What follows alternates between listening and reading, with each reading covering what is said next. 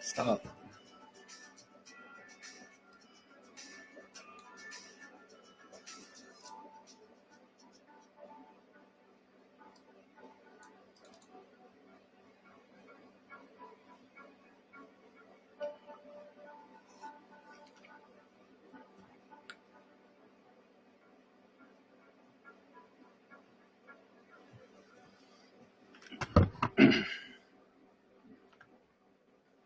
Ooh, hey everybody, how's everybody doing today? Welcome to my Thursday live stream. I'm sorry, it was kind of spur of the moment. I've been trying to rest, because my neck has, been bothering me. But this week it's improved a lot, and I think probably another couple of weeks I'll be back up to about 90%, which is good. But till then, I'm probably going to limit the streaming to just when I'm kind of feeling better than not, I guess. So I'm going to limit it to just one stream per day, every couple days a week. Because normally I was doing like 3 streams a week, 2 streams each day. And I think that's kind of what brought on this problem. So I'm sorry. I know a lot of people, they really enjoy the photo editing stream that I usually follow up after this, but I'll be back to that soon. I'm just pacing myself because I really, this week, Monday, Tuesday, Wednesday, I really pretty much just crashed, on a heating pad for 3 days. And I haven't had to hardly take any, painkillers at all, like ibuprofen, Tylenol. So I'm really happy about that because the prior week, man, it was almost prescription strength level type pain. But anyway, aside from that, I'm here to talk about photography, answer any questions you might have, and catch up with a lot of you because gosh, if I just miss one day of streaming like I missed Tuesday, it feels like it's been a month. I miss it so much. Anyhow, let me try and straighten out my screens and stuff. Everybody can see and hear me okay. I don't know why.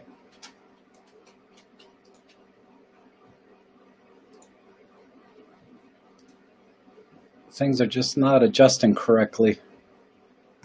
Let's see. I think I normally have a chat window. Okay, give me 1 second. I'm sorry. I should have started 5 minutes late and straightened all this out. Let me fix my my chat window. And I'll tell you why I do this. Why I have a chat window like over here, or no, sorry, over here, is because sometimes after the stream is over, I have to edit certain parts out, right? Like, there's something technical difficulty in the beginning and I'm trying to fix the microphone or whatever. Usually I just cut that part out, or something at the end, I let something run too long. I don't know, but just minor times, a few times I do have to edit the video after the fact. And when I do that, the entire chat section disappears. And you can't see the chat anymore after it's been edited. I guess there's some timing sync issues or something, right? But if I have it up here in the screen directly like this, then I can edit the stream and you guys can still see the chat if you're watching it after. Because a lot of people can't watch this live. You're either at work or, didn't know it was coming on. Like today, I almost wasn't planning to come on today. And then around 2 o'clock, I was feeling pretty good. And I says, I think I can come on and see what everybody's doing. And like I said, I miss you guys. truth be told. And all right, I think the windows are up. Let me speaking of chat. Hey, hold on a second. Ellie is here.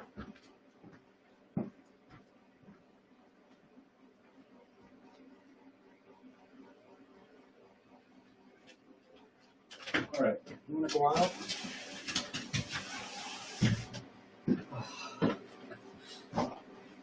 Man, that dog. Sometimes she almost knocked my whole rig over. All right, let me get back to the chat real quick. Let me see what's going on. Randy's here. David Crooks, good to see you. And Randy says, I found a totally new dirt road yesterday with Indian artifacts. Going to explore it in detail. Wow, that's cool. I saw, I hope everybody was there for Peter Forsgaard's photo critiquing. That was pretty awesome. It's always great to see insight from a real photographer, not like someone like me, I do real estate photography. That's not real photography. That's more like a technical photography. It's not, like I say, you get your lines straight and you can make money in real estate photography, but like if people sent me pictures of real estate photography, I could probably do critiques be a lot more constructive, right? But that's why I don't do a lot of photo critiquing. I'm happy to do my best, but somebody like Peter and Jimmy and Robin and Maddie, those guys are real photographers. They can critique photos and give really good insight. Something I'm not great at, but I try. Serge is here. Marcia, good to see you. Oh, Marcia Zangrones, good to see you from Florida. Man, I wish I was down there right now. I wonder how cold or warm it is over there, because we're getting hit with a cold snap up here. John follows. Hello. And let's see. Yeah, I'm getting a little better. Like I said, I'm not on any ibuprofen or Tylenol right now. And it's just a mild ache right now, which I can deal with. I think by the end of the stream, if I still feel pretty good, then it's definitely getting better. But last time when I finished the stream, I was really starting to ache a little bit, and I think I took some Tylenol after that. But it's funny, I found Tylenol worked a little better than ibuprofen, and I don't know why. I never thought Tylenol worked well for me in the past, but I thought I'd try it, and sure enough, it was even better. I think your body just kind of I don't know, it just gets used to a certain medication and it's just not as effective. And then, so I hadn't taken Tylenol in a long time, and then when I took it, it worked great. It's weird. And Darren, good to see you. And Jeff Painter, hi. Wow, there's a landing on Mars. I missed that. I don't watch live TV a whole lot, so I miss it. I watch a lot of Netflix and stuff. John Truman says, but you're a teacher, the professor. Oh, I should try and use my new chat thing here. Let me read some more. It's 70s in Orlando. Oh, I'm so jealous. It's like 29 degrees right now, I think. Last time I looked, it was 29 degrees, maybe 30 outside. And inside my house, well, I got this room up to 57 now. So I just turned the space heater on. And that's why Ellie's coming back in. She's cold in the other room. Sit. Don't knock over the camera again. Go to bed. It'll get there, though. Once I get up to about 60, man, it's nice and toasty. It feels toasty anyway. And Marcia, wow, it says 80s. Golly. Randy, when you get a lot of pain, you smoke crack. I was thinking about trying like those, I guess there's something out now, Kratom or something. A friend of mine was telling me about it, said it works great for pain. I don't know. Um, and Lauren says 72 degrees in southern LO. I don't know what LO is. Los. What does LO stand for? SLO. I know it's California. I don't know which one it is, though. Great Rob Trek, the master. Thank you, Jose. You're too kind. And Plato's asking, was that an earthquake? No, it's just Ellie. She's I gotta show you. She's a trip.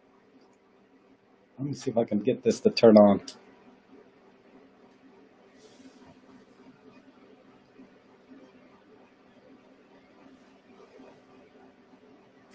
Where's the...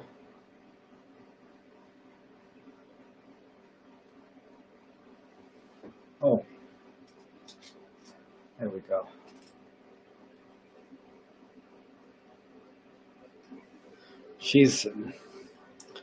There's the space heater right there, and she's just sitting right in front of it. She's planted, trying to keep warm. She's cracking me up. Oh, put this back on. I got this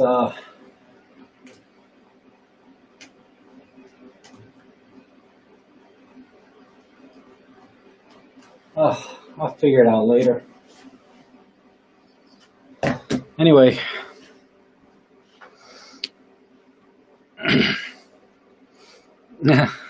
oh, thanks, Jose. Yeah, she's a sweetie. I mean, she's really like the devil, though. I tell you, she's I found that like reverse psychology works on her, though. I think she's in love with the heater. She's like kissing it. Oh, she stopped. Anyway, wow, Jose, you've been following me since 2015. You know, your name looks familiar, but Jose's kind of a common name, right?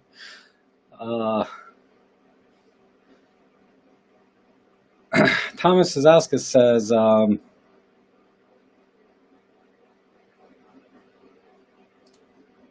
aspirin and caffeine works every time. I tried some aspirin, just 325 milligrams. It did nothing. And let's see. Lauren says, I'm thinking of getting a Mac Mini again, only $5.99 at Costco. Very tempting indeed. I guess. I don't know. I'd wait, honestly. I think we had this conversation in an email.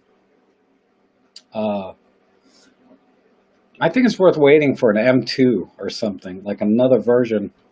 I'm not a big fan of being an early adopter, you know. That said, you know, I did buy an EM1 Mark III and an EM5 Mark III on launch day. But those weren't really brand new cameras, you know, same sensor, basically same camera. Just a few more bells and whistles, right? But I don't think computers really have, in the last, I'd say 3-4 years, I haven't really seen much difference in performance for photo editing. And, you know, I've been trying to get on this other, like, computer live stream where they talk about, it's run by Marco. Sometimes he's in the chat section, but even having like a separate video card for, you know, where they offload some of the processing to the video card. A lot of the features in Lightroom anyway, and I would imagine it's the same across most of the photo editing software, and that's just an assumption on my part, but I can speak for Lightroom. A lot of the processes like sharpening, dehaze, you know, color adjustments, those are all like single thread type processes where, you know, so it doesn't matter if you have 8 cores, 16 threads. It's going to be running off of one core mostly to do that processing. Even when I do HDR and I do layer blending and, you know, all kinds of things, there's very few things that take advantage of all the technology in the CPU when you're actually photo editing. And when you do a comparison of, say, I have my 6-core Intel chipset from 2018, and I compared it against my 8-core AMD chipset, which is supposed to be the bee's knees, right? And it really didn't make much difference in the photo editing. It felt a tiny bit faster, but in 2 years, really 3, I will say 2, there's almost no difference in processing that I can tell. In fact, some things actually were still faster on my 2-year-old laptop than on my brand new one. Even though the new one is supposed to have all the latest and greatest, plus 2 more cores and a faster graphics card, and I'm using NVMe SSDs. It's with 40 gig of RAM. The Dell the 2-year-old had 32 gig of RAM, but I didn't see a lot of difference. And then I looked at some benchmark testing where they were doing, the equivalent of like 500 images, processing 500 images at a time. And even when you're processing like 500 images at a time, we're talking about a minute or 2 difference at most in processing between my new one and my old processor. So when you're working at, and that's a fully automated thread, or it was a fully automated benchmarking test where everything runs, as fast as it can. Whereas when you're working on photos 1 or 2 at a time, that couple minutes difference over 500 images, is not, I think, perceptible to the average person. So when I get a chance, I'm trying to get him on as a guest on my stream, talking about computer technology and photo editing and video editing. In video editing, there is some differences, but it's more in the software than it is the hardware. But I'm trying to get Marco on. I guess he's not here today, and I'm trying to or be on his stream. So I'll let you guys know if I go on his stream, or I just need to sit down and just formalize, organize my thoughts on computing or computer hardware for photo editing. Because when I bought my laptop, I did a lot of research into it. And even though I saw the numbers, I said, I got to see a difference. And now I kind of wish I had waited. Maybe later this year, get a laptop instead of buying it. I bought it middle of last year because I just don't see that much difference. So I spent $1,400 for virtually no difference in performance.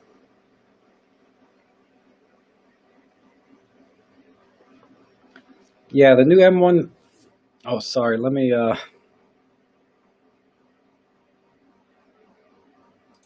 Put up here. The new M1 chip is said to beat other processors costing 2 to 4 times as much. Super speed on the cheap.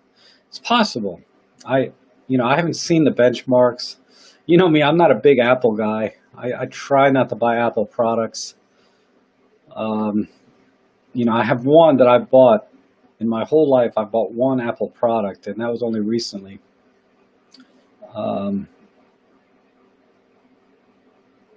But I'll wait. I'll wait until the evidence is overwhelming that getting an Apple makes sense. Right now it just doesn't for me. And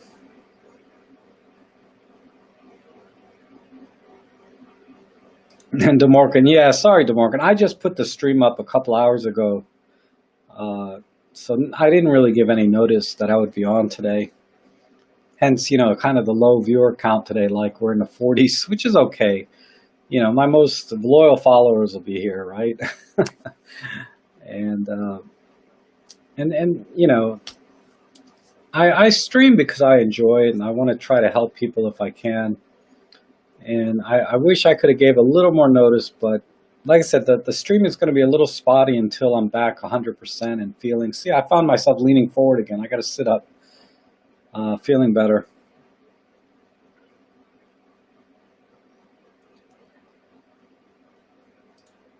And Lauren says, I have a cheap HP laptop with an i3 Intel chip, which appears to run faster than my main PC with an i5 chip of 5 years ago. Yeah, they're improving. It's very subtle, though. I mean, things that make a big difference is having a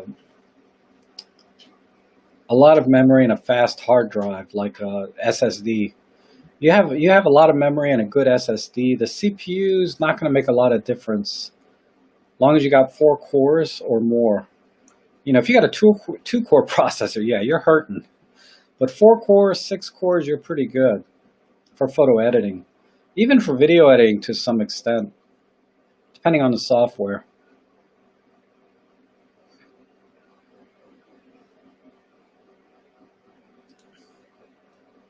It's weird that the chat is not synced up here. I gotta just look at one if I can. DeMorgan says, so glad you're feeling better and doing the stream. Thank you, DeMorgan. I appreciate that.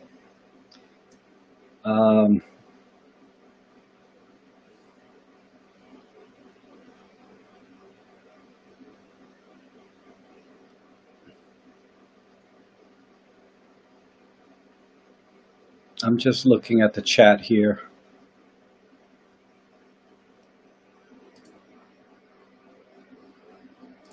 Seraphin says, using tablets now for years, I barely touch a computer anymore.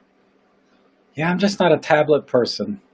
I've tried a few times, you know, and it's true though, because to do the most basic editing, tablet is fine.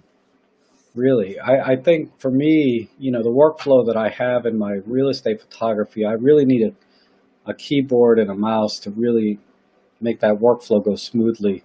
And multiple monitors. I got 3 monitors here set up.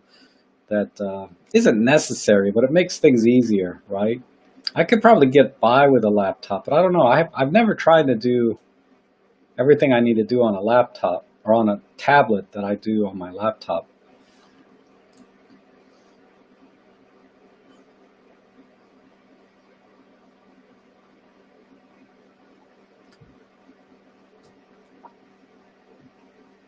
I guess Ellie warmed up. She's sitting over here by me now.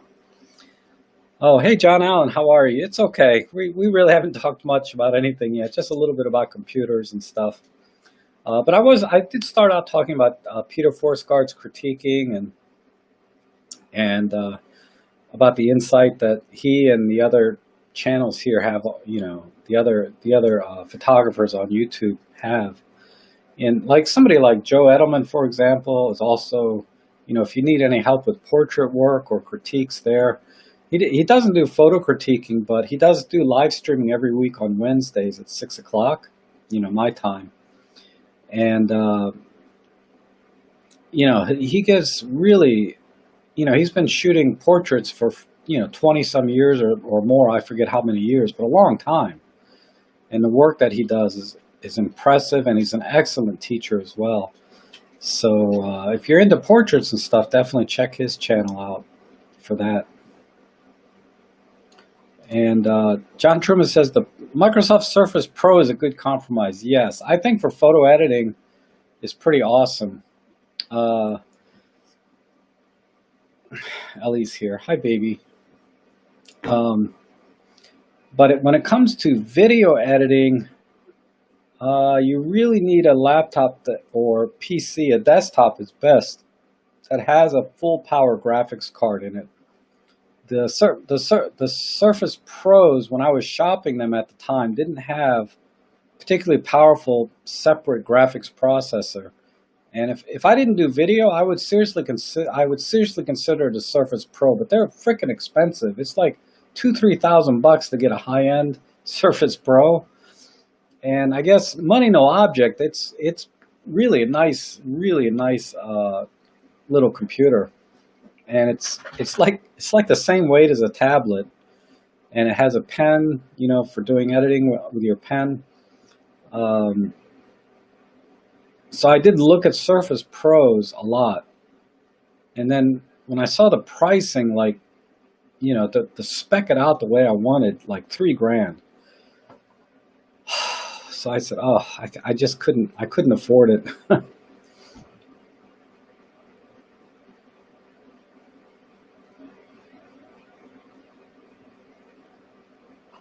Hey, Arthur, how are you? You're watching the Perseverance landing on Mars. Wow, that's cool. Um, I've always wanted to, I've always been fascinated by these missions to Mars and the photographs and things that they see. And then I like all the little conspiracy or anomaly type stuff that these people find, that they think there's life on Mars. It's pretty cool. I'll have to watch the rerun maybe after the stream about that, because I had no idea. I mean, you guys are my connection to the real world, actually, because I'm stuck here on YouTube. I don't get out much. Sorry, Thomas had a question. What's the advantage of using single point AF when CAF can get focus? Okay, there's not really an advantage or disadvantage, right? It's just a different way of focusing. Now, I would say on the M5 Mark III, the cameras that have face detect, the M5 Mark III, the M1 Mark II and III, the EM1X, these cameras, I have switched from using single point autofocus all the time to continuous autofocus and I turn off the focus priority in the settings, meaning the camera will have to lock focus before it takes a picture. And I use that now because, let's say you're taking a picture of a person, even though you're fairly fast shutter speeds, outdoors, people move just a little bit. And if you're trying to lock focus on their eye, if they just move just a hair, if you're on single point autofocus, where you might focus and recompose, or you're using the eye detect, single point autofocus may lock focus and that person will move when you recompose. Whereas with continuous autofocus, it's only going to lock focus when you push the shutter button and take the picture. Once the camera thinks it's acquired focus. And I found it very, very reliable, the continuous autofocus. So for the phase detect cameras, I do use continuous autofocus. For my contrast detect cameras, EM10 Mark II, EM5 Mark II, I tend to use the single point autofocus because the continuous autofocus is not quite as reliable or as quick without the phase detect on it. And I found it better to just focus and recompose as fast as I can using single point autofocus. So, and that's my use case, right? I'm trying to think if there's any particular advantage or disadvantage to using single point, other than, either whether you're using single point or continuous, I always choose a single point, single autofocus point, either a single point or a 5-grid, 5-point star, or not star, but cross, to acquire focus, whether I'm using single or continuous. I rarely use the full, grid pattern. But normally if you're doing sports action, some people like to use the full grid with tracking or let the camera pick the focus point, but I don't find that very reliable. Too many out of focus shots. So that's the best answer I can give, if that makes any sense. So phase detect cameras use continuous autofocus, and the contrast detect use single point.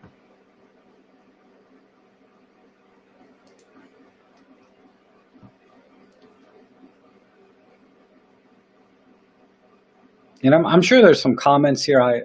I'm having trouble reading them on this new platform. But there might be some good comments too from the group. And I think I saw another question here from Serge. I was wondering if I can use the panorama merge or HDR merge for focus stacking on Lightroom, or should I use software like Photoshop or Picolay?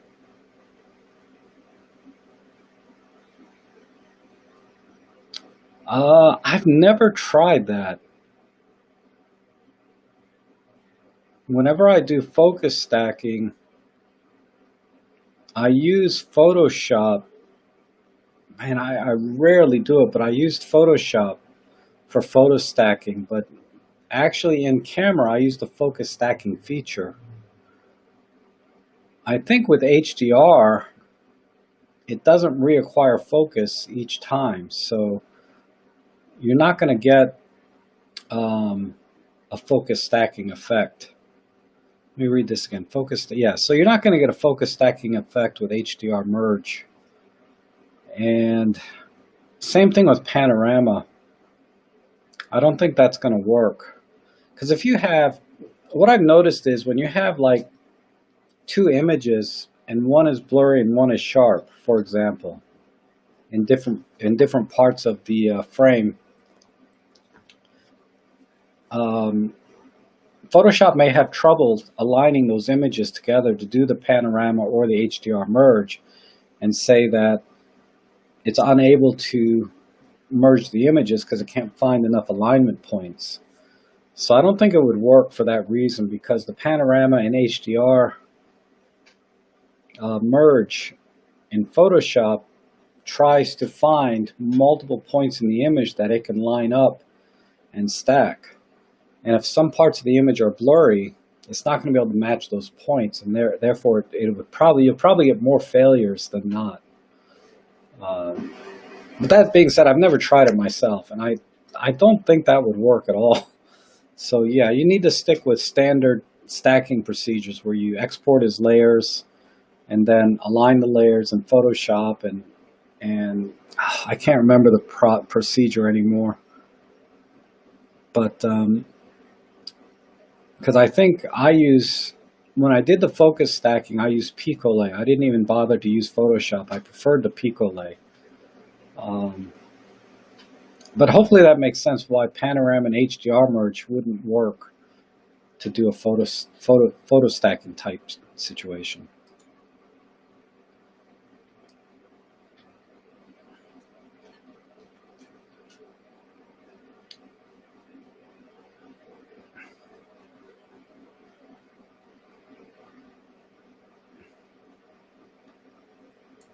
And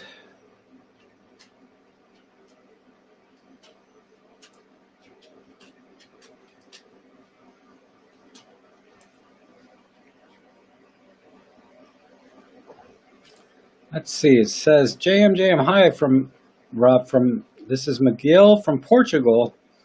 Have you a video about panning? I didn't find it. No, I do not. Trying to think. I'm sure Peter or Robin has one on panning, but I don't. I've never done a panning video. I tend to do videos that are typically things that I want to try myself or I do on a regular basis. So learning how to, my videos are mostly about learning how to use the camera, not so much how to use the things that are on the camera to actually take pictures. It's kind of ironic, right? Like press and hold buttons. I didn't talk about how to take pictures with that. I told you how to use the camera. So that's mostly what you'll find on my channel, is how to use the camera, not so much how to take pictures. I mean, I have a couple of videos with how I do composition and things like that, but I really don't have any videos like actual photographic techniques like panning, for example, or you won't see too many. Yeah, I don't have a lot. I have some videos on Flash, some videos on macro, but again, my focus was really on the settings in the camera, not actually the photography itself, which is something I should probably change, right? I should probably start doing some photography type videos. But like Maddie and Robin and Peter, they do a lot of those kind of videos about taking pictures. And for inspiration, I actually watch a lot of channels that aren't Micro Four Thirds when I want to look at how to take photographs, because at that point the gear doesn't matter quite as much, but your technique and photographic skill makes more difference in capturing the image, which it always does, right? Cameras are they're just tools to get the job done. And the Olympus cameras, I choose for their ergonomics, and there's a few bells and whistles that make things easier, but ultimately your photographic skill is more important, right? Your skill set. And so it doesn't matter what camera the photographer is using when you're learning techniques on YouTube, for example. You can usually duplicate that on your camera yourself, because the settings are usually pretty basic. And speaking of which, I do need to talk about something coming this Sunday. If you guys haven't seen it already, Ellie, you know why she's on me, right? Is because I just ate like a party-sized bag of Cheetos. And when you're eating Cheetos, if you're like a slob like me, you wipe it off. So she can smell the cheese all over my shirt. All right, that's enough. I might have to throw her out. She's getting too aggressive.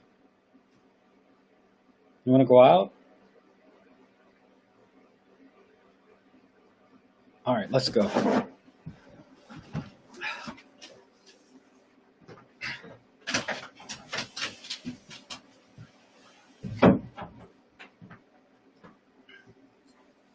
God, now I forgot what I was talking about.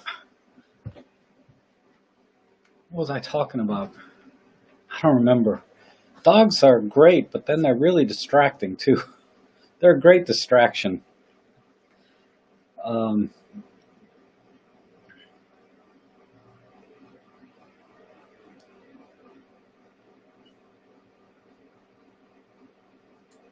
Okay, there's a comment here. Interesting video from Robin Wong the last couple of days where he's predicting that M43 is the future of photography. Right or wrong, is it worth a watch? What do you think? I haven't watched it.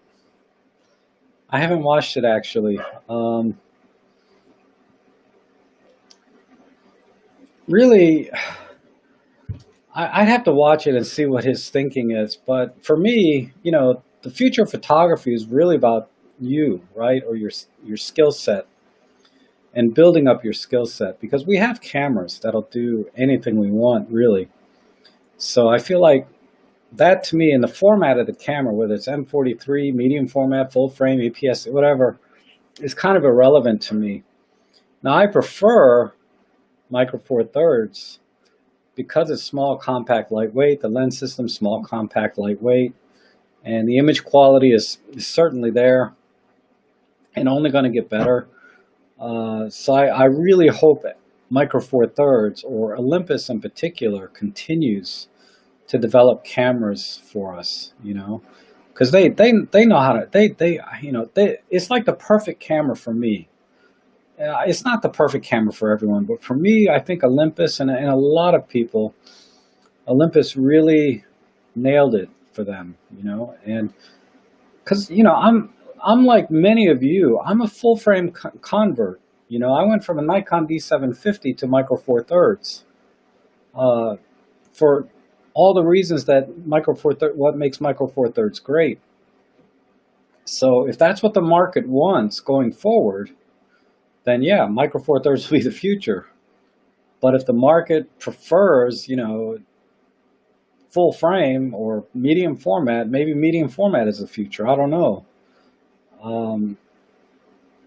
But I don't know, to be honest. I guess, honestly, the best-selling cameras are always the cheapest ones. So if they can keep their price point, competitive, below everything else, and then packed full of features, because the last video I saw from Robin was talking about the EM10 Mark III, it being the #1 seller. And, and those are all valid points, but the main point is that because, it has all the features of any camera, image quality is equivalent across their line.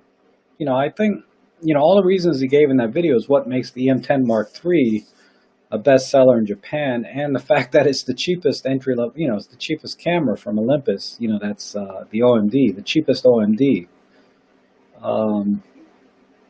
Coming in at, you can buy them for $500-600 all day long when they're on sale, less than that, right? And whenever you go onto Amazon, you look at the number one selling cameras. It's always the cheap ones, the kits that they sell. So, but as a format, looking at the bigger picture, I really hope Micro Four Thirds continues.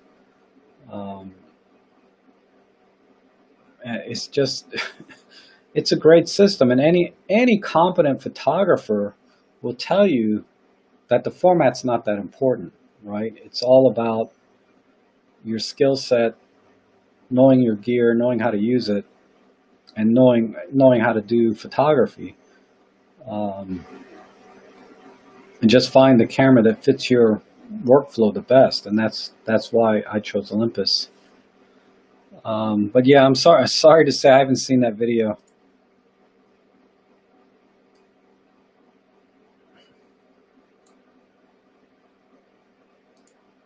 And Lauren says the camera wars this year will most likely be low end and high end full frame. Yeah, it's hard to say. I mean, low end full frame was never really before we went mirrorless, right? Low end full frame, there was not too many cameras. There was like a Nikon D610, Nikon D750. And then the Canon, I think it was a 60. I don't know Canon products that well. And they were like $2,000 and up, right? So I think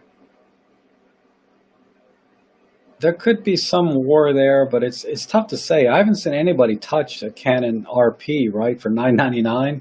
Nobody's even close to that price point for a full frame. And then on the high end, that's for professionals. That's a very, very niche market.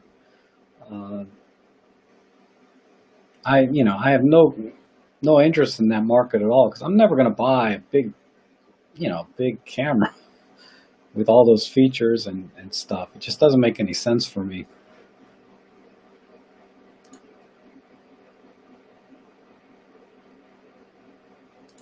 And, Richard has a good point. Different formats have their own strengths and weaknesses, be it DOF, resolution, dynamic range, size. Just choose which suits you the best. And that's exactly why I chose Olympus after just, I mean, honestly, I preferred using the EM10 Mark II over my Nikon D750 very quickly. It didn't take long at all for me to just walk away from that whole full-frame camera system with an EM10 Mark II. Not even like an EM1 Mark II or Mark III. I mean, we're talking entry-level camera.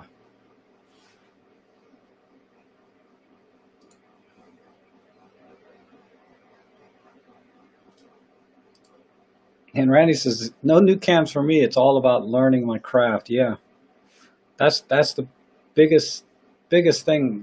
That's really our future, right? Is getting better at photography, so that no matter what camera we can pick up. Because think about it. If cameras were really just tools, we would always buy. Well, I'm not wording this correctly. My point is that when you have a very high skill set, in your photography, you're a very competent photographer, in other words, you have the luxury of choosing any camera you want to do whatever you want, right? You're not limited by the camera. Versus if your skill set's very low, you're going to start looking for every single feature in a camera that's going to help you. When ultimately that's a false, that's the wrong way to look at it. Because features in a camera, and you hear it a million times, but features in a camera are not going to make you a better photographer. But once you're a very good photographer, it frees you. It frees your mind, really, right? Like take the red pill. I don't know. It frees your mind to where you don't you have the luxury of choosing any camera system that you want because you know you're going to be able to take good photographs. Uh, and that's why I chose Olympus because, you know, for all the reasons that I chose Olympus, I wasn't worried about image quality because I know my skill set for the kind of work that I do was at a level that I could use any camera and get the kind of images I want. I could easily, you know, if the TG5 had a wide enough angle lens on it, it's only 12 millimeter wide, so it's not wide enough for my professional work. But if it had a wide angle lens like 8 millimeters or 7 millimeters, I could use a TG5 for my professional work. You know, I could get away with it. It'd be really awkward, you know, using a little compact camera, but I could probably get away with it. And because I know how to use, you know, I have a skill set in the work that I do that allows me to choose any camera I want. So it's better to look at it like that way. Bring your skill set up to the point to where you don't care about the camera anymore. You know, you'll have a luxury to choose any camera system that you want with impunity. You know, versus when your skill set's very low, the decisions become very difficult about which camera to get because you really don't know what features you need or what you're going to use, how you're going to use them. So then you start looking, I want the very best. I want it to do this. I want it to do that. And that's, you know, and you know, over time you find that it's not the camera, it's you that's keeping you from growing and expanding your photography.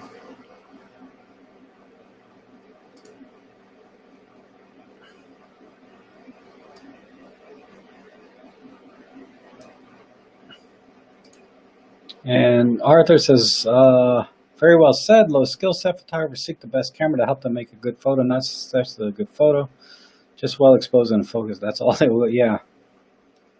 Well exposed is debatable too, right, Arthur? I mean, even today, you know, cameras still have a hard time dealing with very high dynamic range scenes. It's going to underexpose or overexpose. They're going to struggle. They're designed. I think a lot of times the cameras are designed to sell features that really aren't that useful, you know. What would be a good example? Like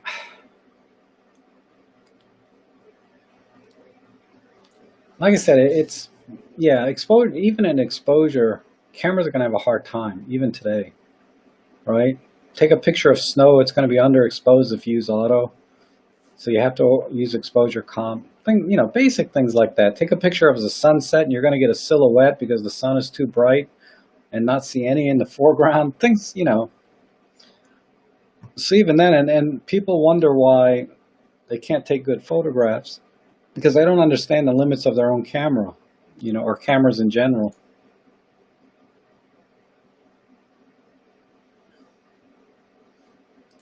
And yeah, this is cameras are just tools to record what your mind sees. Yep, I've heard that a lot. A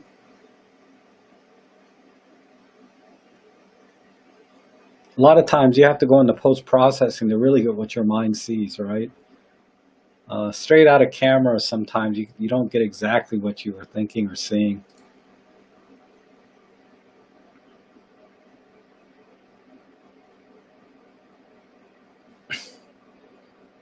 Sony is the Apple of cameras, magic.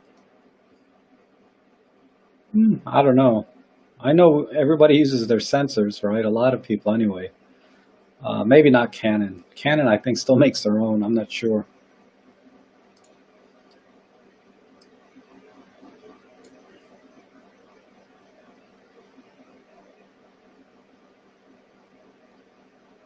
And then Lauren had another one. No matter what the hobby or sport, the best toys are always just another purchase away, and it is so true, no better off, other than bragging rights, so, or feeling hopeful that improves oneself.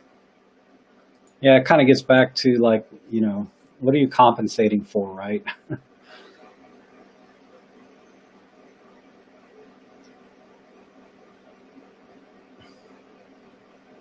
Yeah, and the better. Sorry, Lauren's confirming what I said about Canon. I think they still make all their own sensors. What's this? John Truman says, discovering the EVF was a revelation to me. No going back. Yeah. You know what's funny is I started in 2012 with a Sony NEX, right? And I switched to Nikon DSLRs because it had a regular optical viewfinder, not an electronic one. And I preferred the optical for a long time over electronic.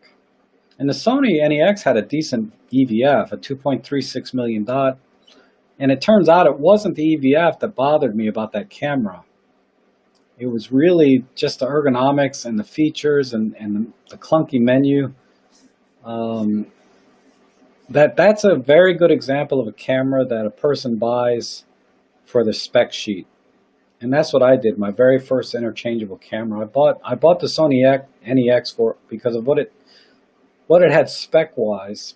And you know, Sony's a good brand, right? From a consumer level, you think about Sony, generally it's a quality product. Just like Apple, people think of a quality product. And when I saw Nikon, Olympus, Canon, Fuji, I saw all these other cameras back then, just like, you know, Sony. I was just sold on Sony for some reason. That was my first interchangeable lens camera, you know, digital that I've ever bought.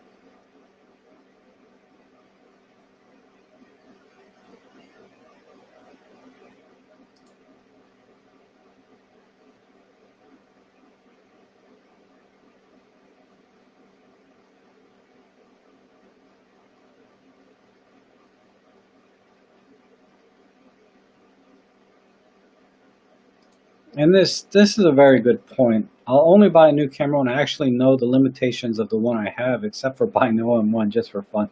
Yeah, I mean, if you're going, sometimes it's okay to buy another camera. Yeah, okay, this is the excuse I give myself, right? Because I got, you know, I just said like 10 minutes ago, I can use a TG5 for my pro work, right?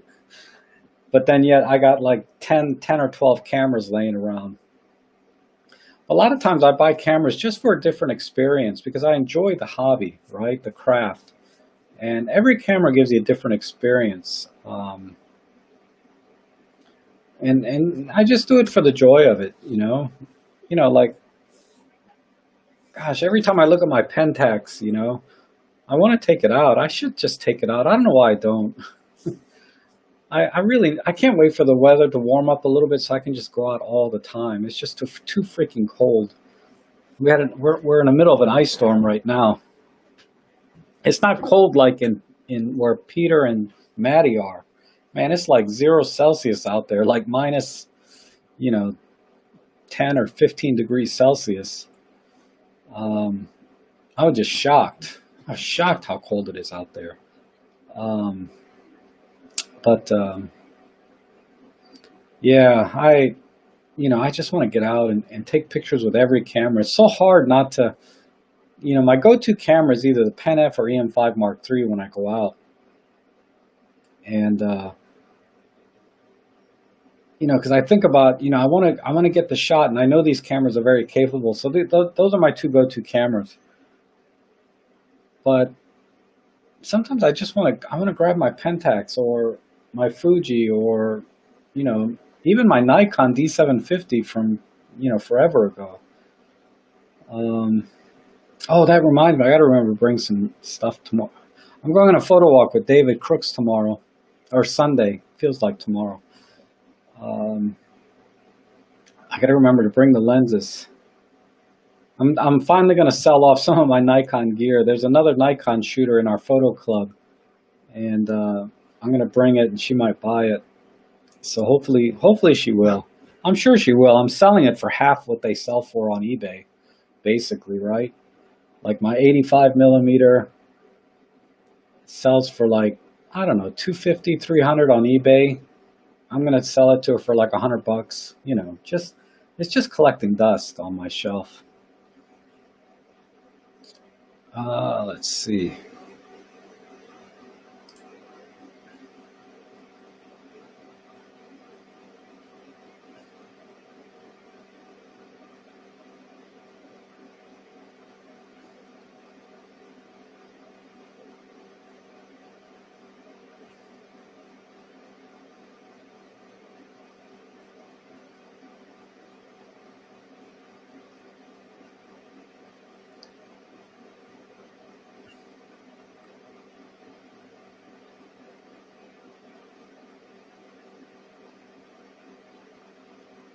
Okay. There's some talk about Adam Gibbs being a great photographer. I never heard of him, but Adam Gibbs, why didn't that show?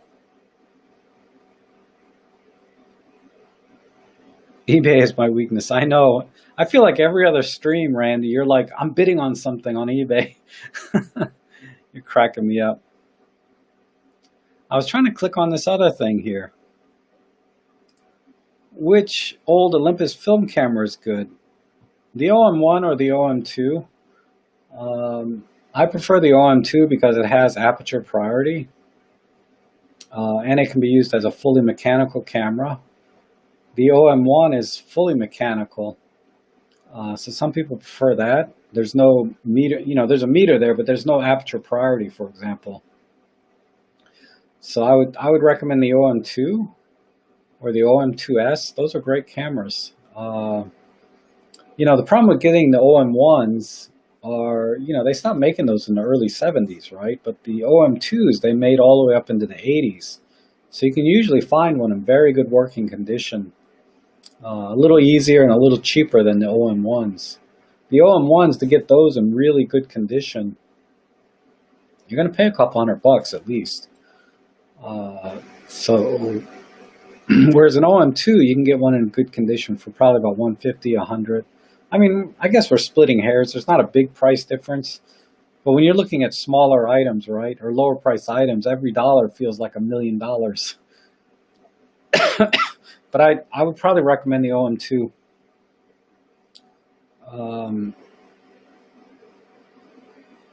Another good film camera is the OM10. That's cheap. You can get that with a lens for under $100, and it's an excellent camera. The OM10. It was an entry-level film camera from Olympus, but it's a great camera. And those you'll find in great condition for cheap.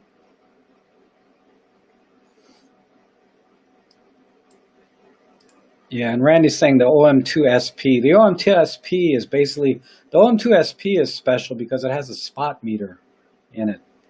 So you can do spot metering with the OM2 SP, right? Or it's commonly referred to as the OM2S. So that's an excellent camera. That's a camera I use a lot when I do my film photography.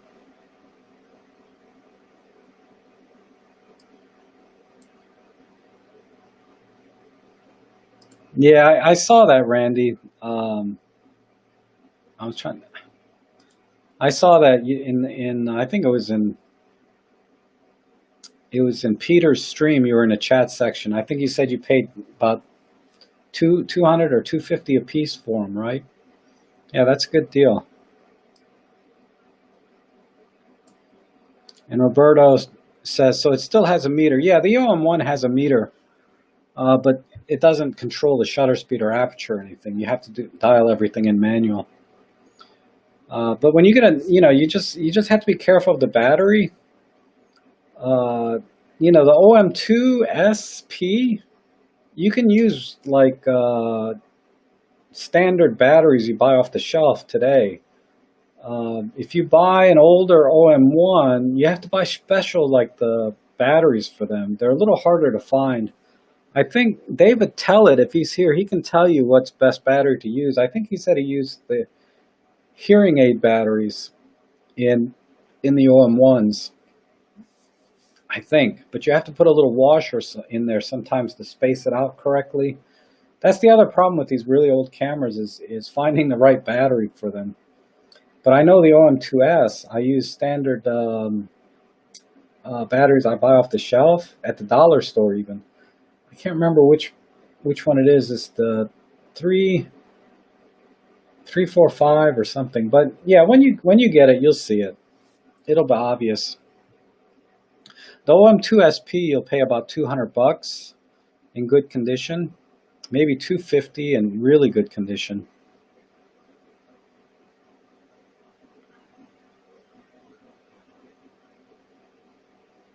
Oh, Scott Mumford's here. Hello, Scott.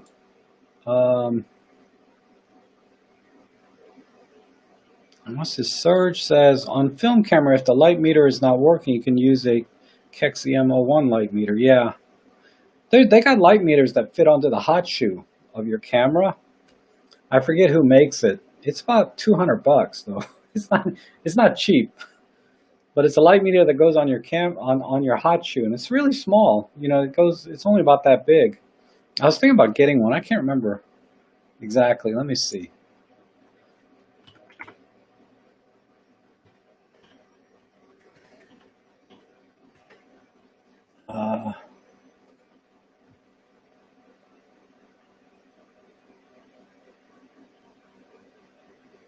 Dang it. It should be in my history here. I was looking at it not that long ago. Hot shoe light meter.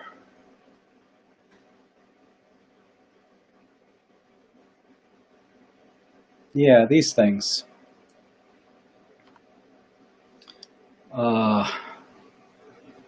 This thing, here's one. These go right on your hot shoe. Here's one that's $126. I was thinking about getting this one here. But they, you know, like I said, it's only like that big, and it goes right on your hot shoe. So a lot of times if you have a camera that doesn't have a meter or the meter's broken, you can just use one of those.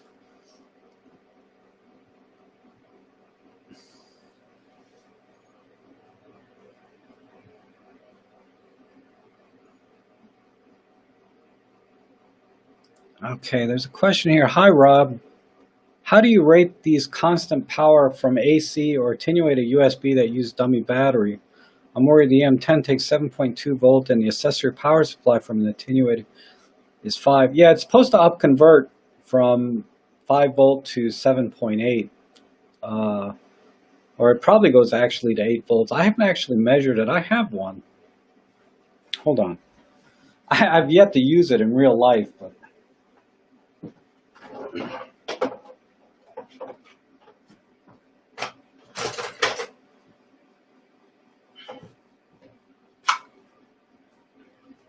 all right, here's my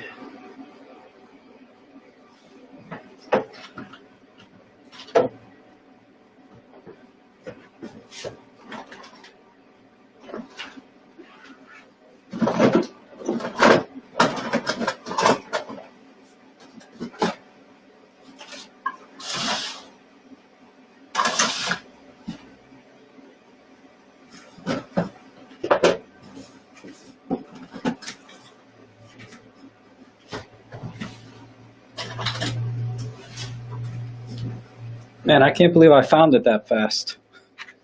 Let's see if it still works, my little multimeter. All right, so here's a power bank, right? 5 volt. This is a BLS 50 dummy battery, right? That plugs into your USB. And then right here is the voltage converter. So I have to assume that it's converting, but we'll see. I've used it before, not for any length of time, maybe 30 minutes, and it was fine. Let's see. Man, I wish I could put this back up.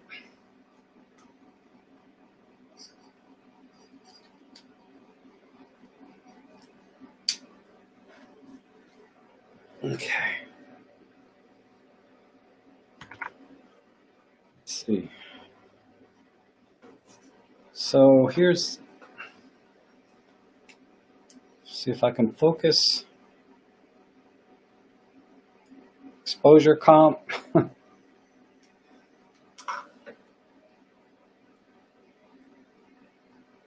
All right. Okay, I'll set that to 10 volts. And this is negative, this is positive.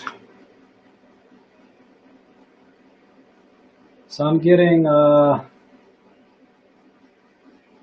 my God. You know, when I was young, I could read this frickin' meter. I need my glasses. Hold on. Let me get my glasses on. So I'm getting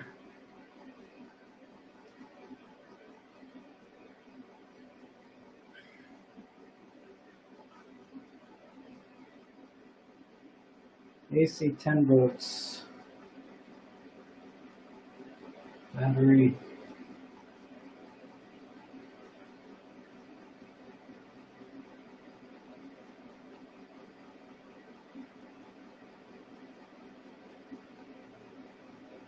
This is not telling me.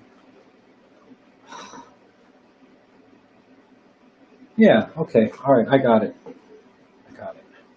Where's the 10 volt scale? 0, 2, 4, 6, 8, 10.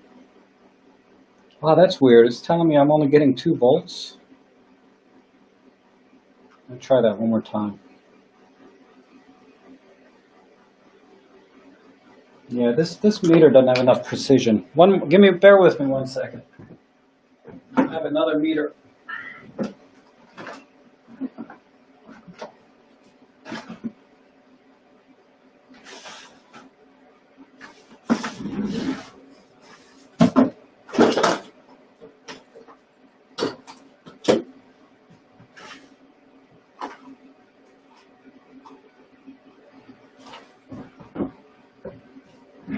Try this one.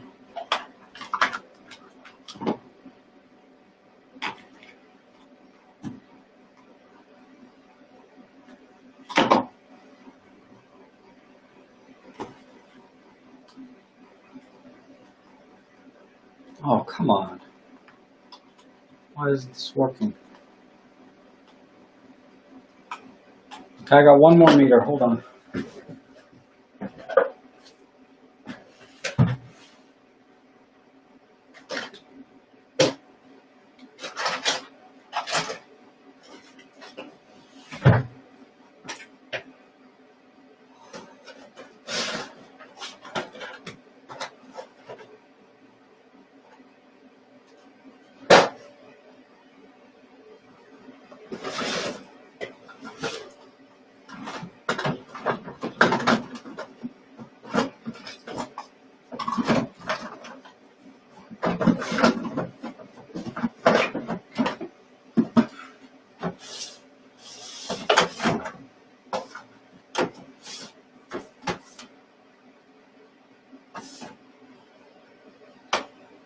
It.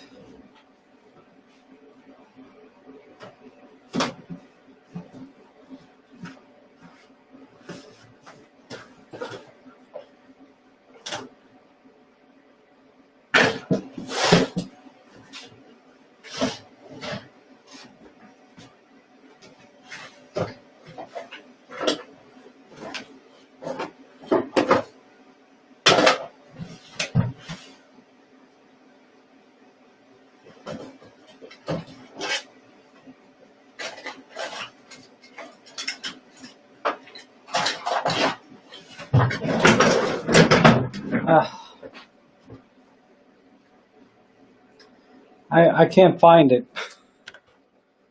I have a retro gamer, but it looks like it is up converting because the meter was reading just under 10 when I had it on there. So it's getting it's probably close to 8 volts rather than, but my digital meter, I don't know where it went.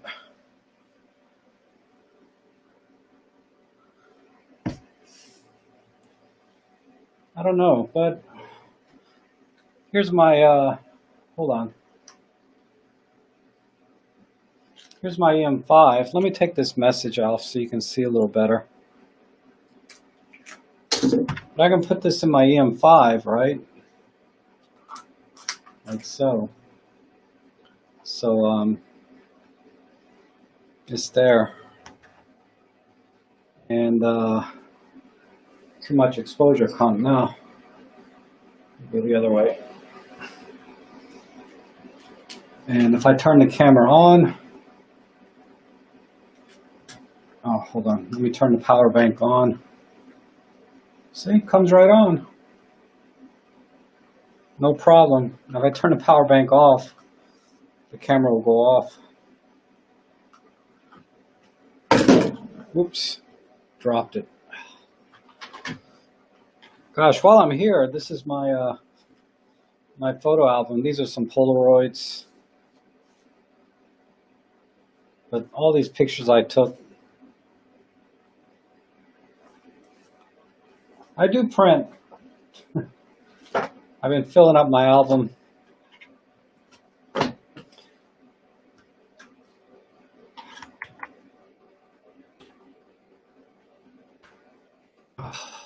Slide over. There we go.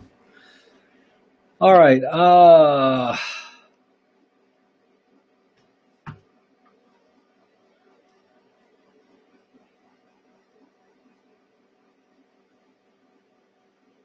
Let's see. There's another comment here. It says here, sensitive electronics. I fear the voltage regulator in the camera itself doesn't have latitude, but I guess someone has better insight than me.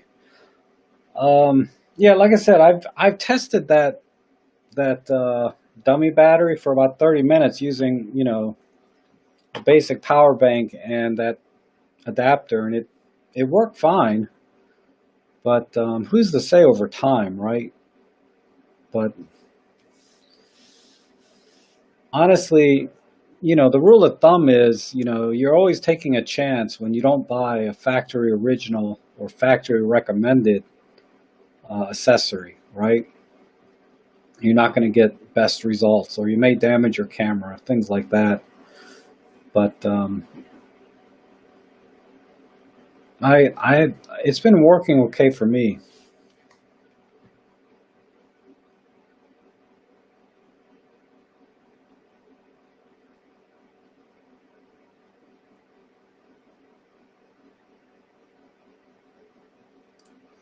And then Randy says, I had an aftermarket battery for my EPL8 that swelled and had to throw it out. Yeah.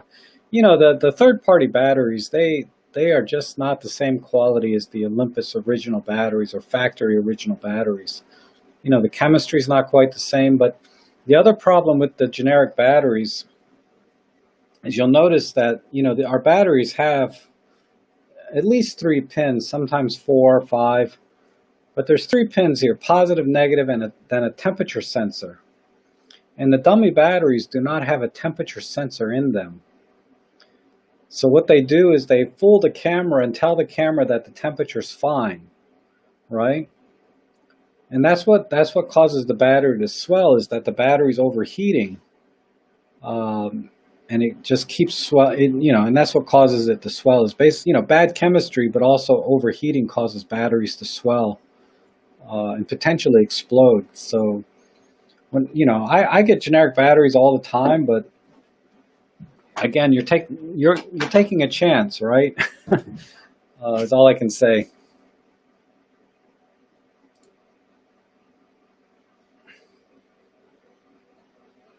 And you need a constant power. Oh yeah. Well, you know, the battery on my EM1 Mark II that I'm using now, in the wintertime lasts about 2 hours and 40 minutes, roughly. I thought because it died on me last week at about 2 hours and 40 minutes.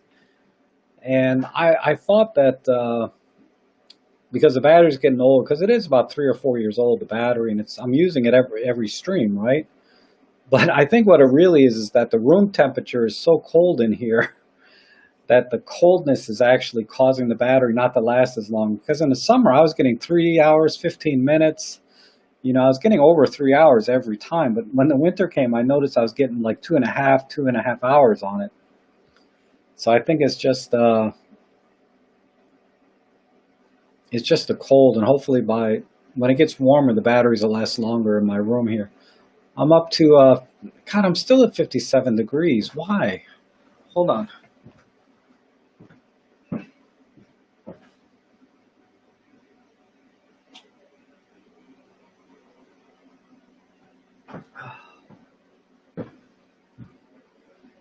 I really shouldn't put it on high, the heater, because what's going to happen is that it's going to kill the power and the stream's going to be over. But I had it set to low and it's just not warming up the room today.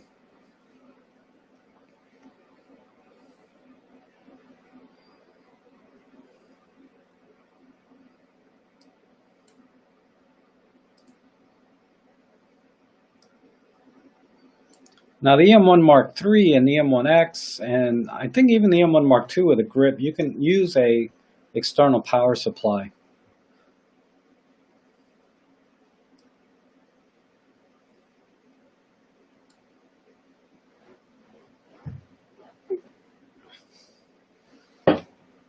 Yeah, Seraphin's not had any problems with third-party batteries, is what he's saying here.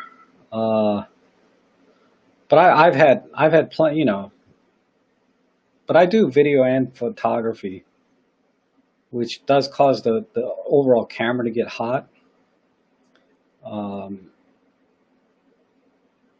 But it makes sense if you're only doing photography, the battery will never get hot, or shouldn't, if you're not in a super, if you're not shooting in the desert or something. And Dave says, am I the only one that sees all the knockoff batteries are way oversold on their ratings? I had a meter check on a AA battery that advertised 2300 milliamps, only at 1200. Yeah, that's common. Never believe the ratings.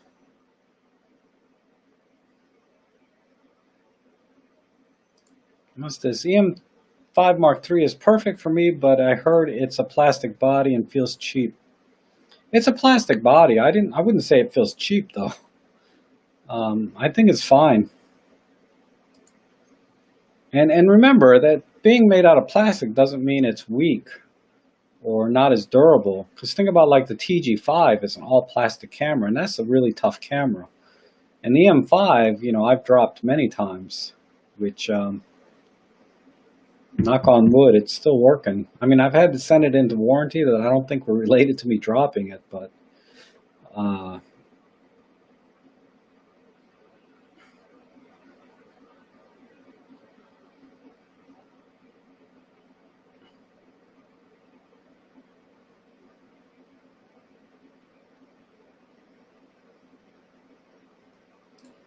yeah, check the weight of those other batteries compared to Ollie. There's a big difference. That's possible. I have a scale. Let me find a generic battery.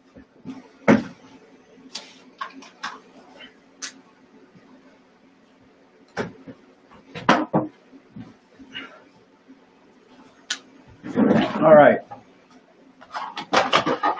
Let's see if this pans out.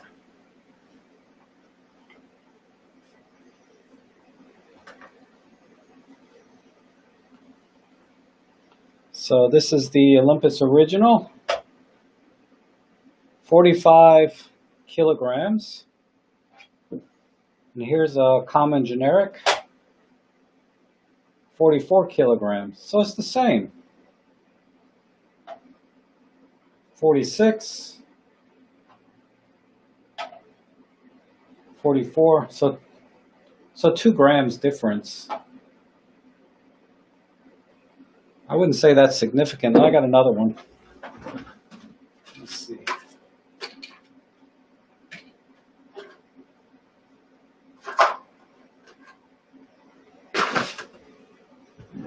Let's try another one. This is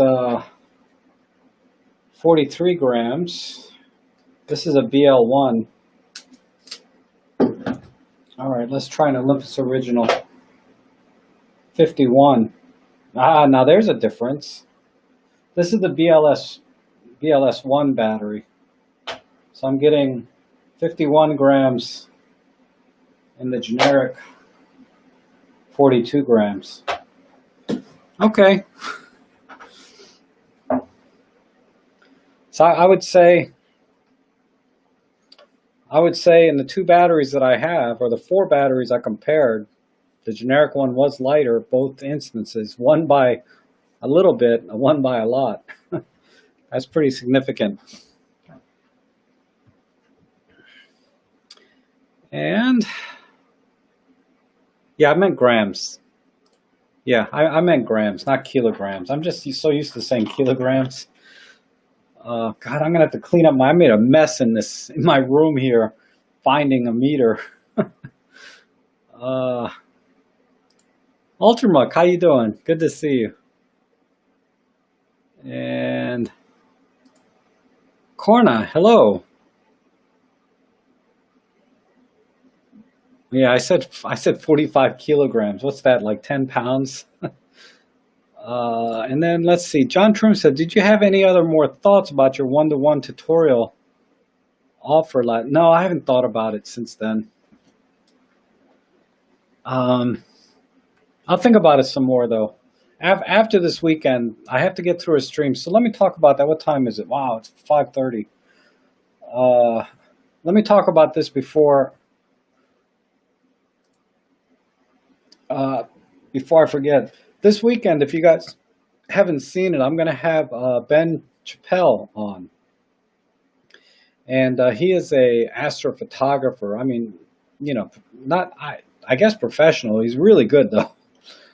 He has a lot, he uses telescopes and things, but he does use Olympus gear. And his channel is called the Narrowband channel.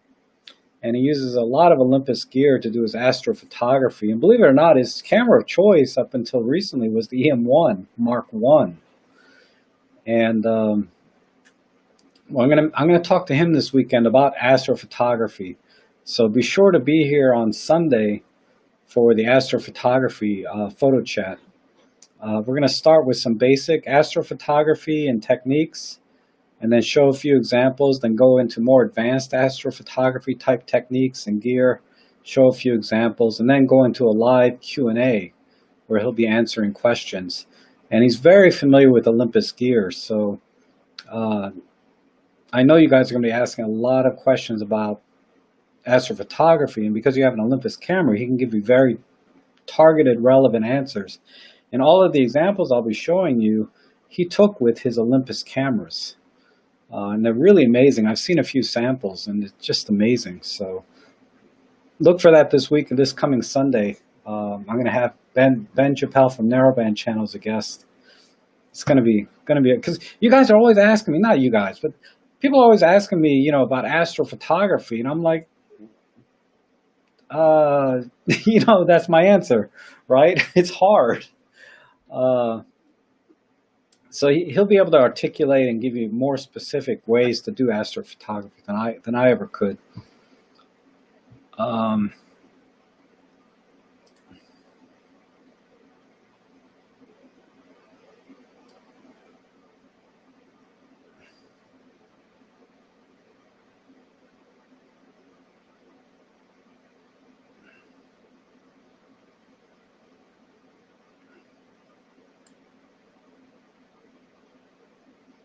Oh, John, you'd say, good to see you. Yeah, you just got here, huh? It's okay. I mean, I'm, it's always good to see you, John. What can I say?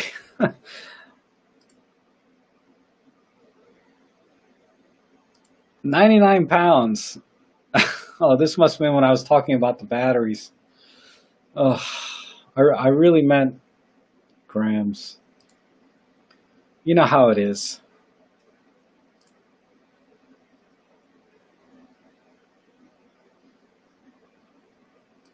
And does anyone have a good link to a web presence that explains photo pills?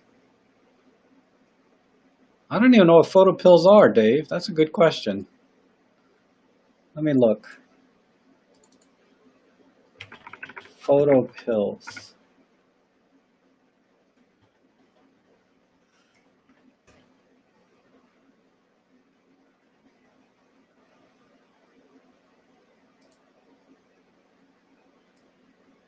So this is the site. Photo pills. Shoot legendary photos. Oh, it's an app.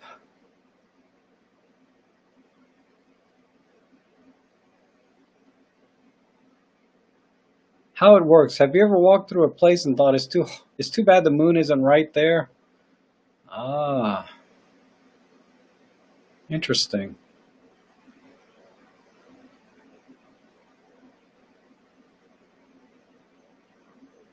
So basically, it's an app to help you plan your locations, it looks like. Yeah. Okay.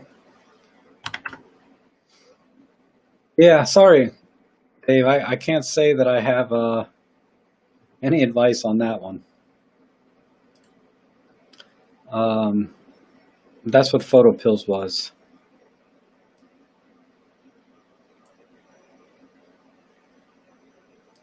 And John Yusei says, question for the group, thinking of upgrading my Panny G6 to a G85. Thoughts, opinions, recommendations. The G85, that's the, wow, that's an older camera. I know the G6 is really old, right? Because we're up to a G9 or G10 or something now.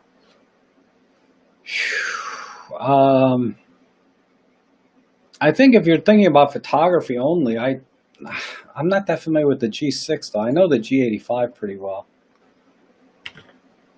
Panasonic G6. What is that?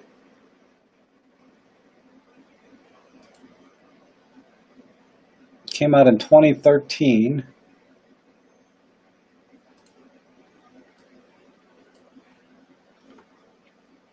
So it's an interchangeable lens camera. 16 megapixels.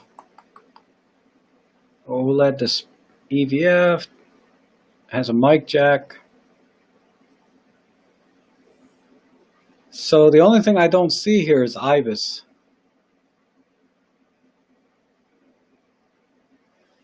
Right? Stable, yeah.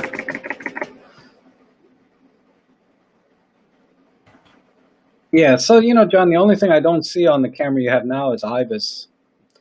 So I don't know that's about the only thing the G85 might add. That, and I think it has 4K videos. But if you're not in the video, I don't see any reason to upgrade. If you are in the video, then yeah, the G85 will have some substantial upgrades for you, I think, with 4K, unlimited recording, probably better autofocus, but I don't see any reason to upgrade for photography. And same articulating screen. I'm looking at it here.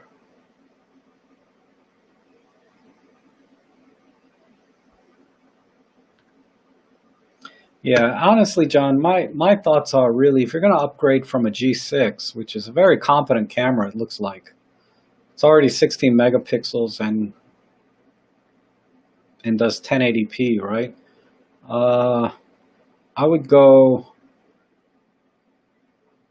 I would step up substantially because it looks like all you're really gaining is IBIS with the G85 and 4K. I would step up substantially from there to say, a G9 or, yeah, Panasonic G9. That would be a substantial upgrade. Then you'll gain like faster shutter speeds, focus stacking, all kind, a whole plethora of features that the G85 doesn't have. I think that would make more sense. Let me just double check. Panasonic. Yeah, this would be a good upgrade for you, not the G85.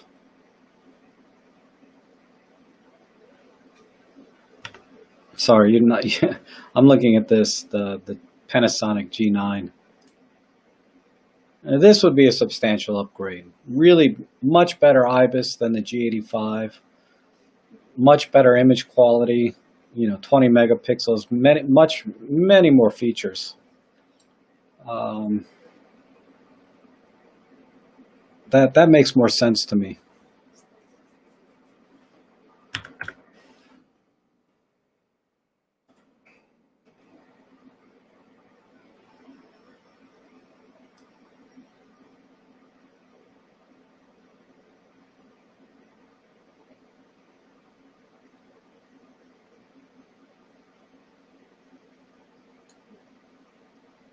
Yeah, and you know, uh, dang it, I lost it.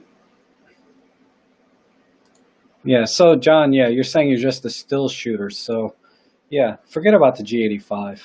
I would step up to a G9 from there.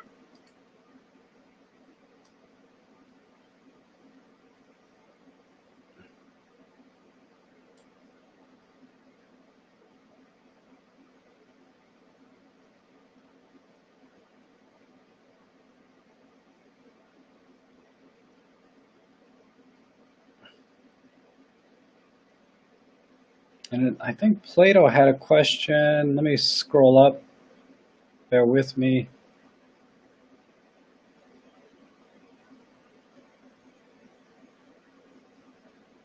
I can't find it.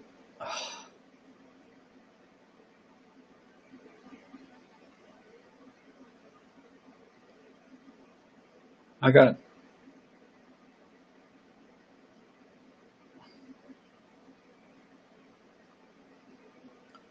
every time I get to where I see a question. Hi Rob, just tuning in. The winter storms in the last few days in Texas is bad for everything. Oh wow. Yeah, if anybody's in Texas, man, I'm really sorry. I hope things turn around for you. I did hear about that. That's rough.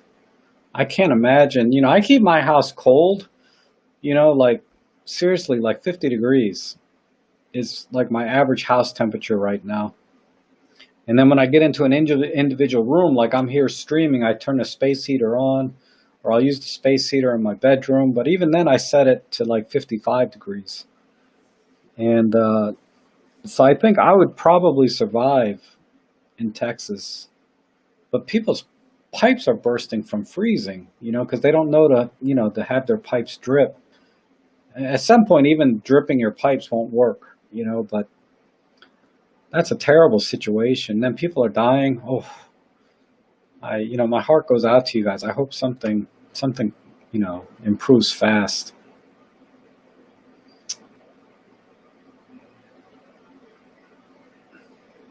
And DeMorkan has some feedback here. The G85 was similar to the cheap original EM1. Its autofocus on anything moving was not that good. It's very early CDAF and not as good as current depth of field focus Panny has. Okay, thanks DeMorkan.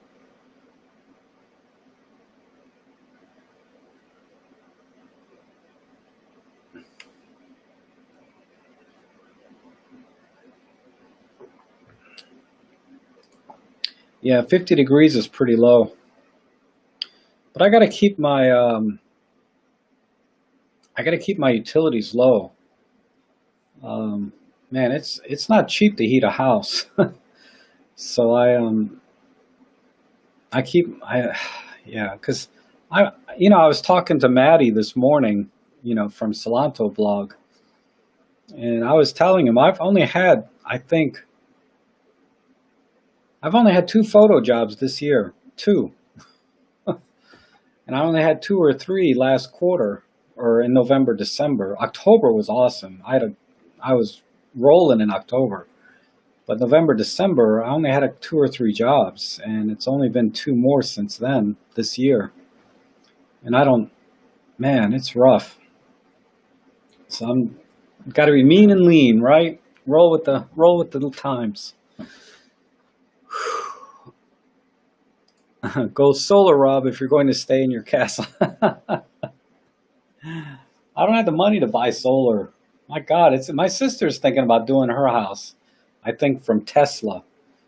But it just sounds like a scam to me, the whole contract and everything that they had about buying and selling energy credits. And it's too complicated. Even if I could afford it, because I think they're spending like $20,000 to upgrade their solar. And they said it's going to take about 8 years for her to break even by spending that money. And I'm like, wow. I don't know if it's worth, I think that's a very aggressive estimate. It'd probably take longer than that to get your money back by installing solar panels. Whew. But I'm not a green energy guy. I don't know. And what is the Clubhouse apps that a lot of YouTube channels use for streaming only available right now on the Apple devices?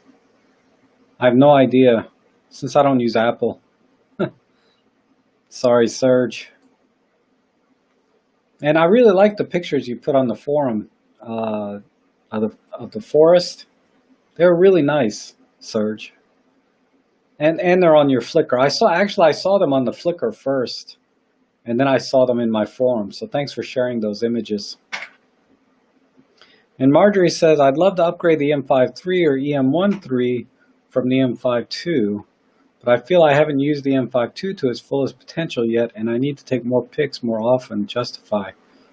Yeah, EM5 Mark II, I'm telling you, for photographs, you're 100%. You're not going to have any problems. The only place that the M5 Mark II is a little bit weak is the buffer for sports action type photography. That's where it's going to suffer. But for anything other than that, there's no reason to upgrade, really. The EM5 Mark II is an excellent camera. And Siegfried, hi Rob, did you see I did, Siegfried. I did read that a couple days ago. I'm sorry I didn't get back to you yet. I'm going to give that some more thought next week. I have a stream I'm prepping for this weekend about astrophotography, so you should chime in this weekend on astrophotography. So I'm going to have like an astrophotography expert in, and he uses Olympus cameras, among other things. But yeah, but I did get that. Thanks. I appreciate the offer too. I was talking about in my last stream about trying to monetize my time here a little bit, right? Because, I do these chats, photo chats and photo editing stuff. And, the YouTube money is like $1, $2. It's really, so I'm making like $1 an hour doing these photo streams. And I don't mind. I mean, it's fun for me and I enjoy it. And the reward is really about helping other people. That satisfaction is the reward of helping other people. And then of course, when people donate, make donations via Buy Me a Coffee or directly to the PayPal, that's always very greatly appreciated. I really appreciate a lot of you guys have been buying me coffees lately. Some a lot. I really appreciate that. But I always feel like the content and my time has to stand on its own. I have to be worth someone's time. So the option was to do like one-on-one type Zoom calls maybe for like $75 an hour. But that seems a little prohibitive, right, for a lot of people. So I was thinking maybe, the options were maybe just do 30 minutes for free with the permission to post it on my YouTube channel so that other people can watch. And then long term, potentially, signing up actually paid time. I don't know. Because if I know what the questions are beforehand, because, when I'm doing the live streaming and chat and people ask me a question like about the battery, right, the dummy battery, I'm fumbling and trying to find stuff. And, I don't want to charge somebody by the hour when it takes me, half an hour just to find everything and put it together. You know what I mean? I don't want to waste anybody's time. I want it to be as productive as possible. But anyhow, so that's what we were talking about briefly.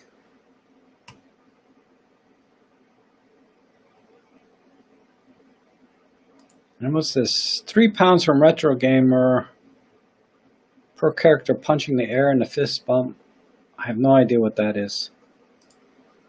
And Randy says, I saw a video. Oh, Retrogrammer, thank you. That's actually a super chat. It doesn't, on this other chat window I'm using that does the pop-ups, it doesn't show me that it's a super chat. I didn't quite understand, but thank you very much. I appreciate that. Randy says, I saw a video from Jared Pollan on how much he made in 10 years. It was not a lot, an extreme effort on his part. Yeah. I mean, when you consider, I forget, yeah, I saw that video where he talked about how much he earned, and that's about right. You know, he made most of that in the last couple of years. The first 5 or 6 years, I mean, squat, you know, just barely anything. He, like me, right? I make barely squat on YouTube. Um, so, uh, but then, you know, it's basically $3 per thousand videos.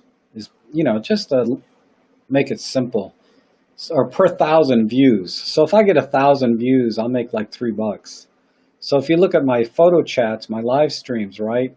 If they break 1,000 views, that's a good stream.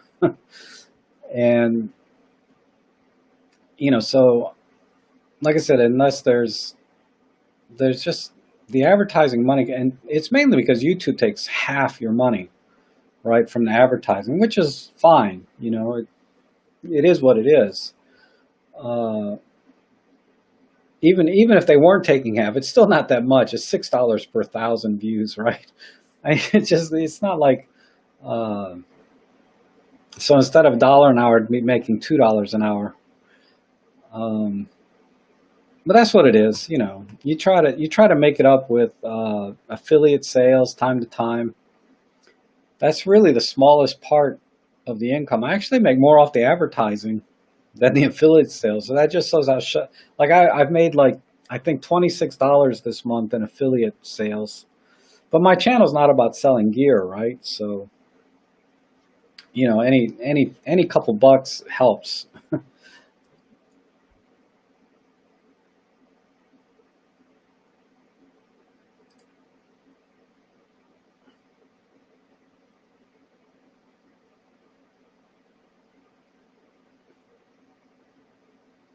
And let's see.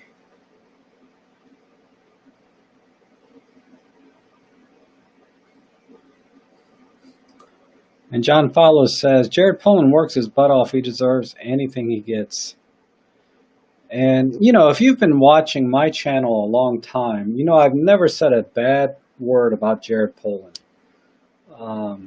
You know, he has a very big personality, and it's not everybody's taste. Just like my personality, you know, not everybody's going to like me.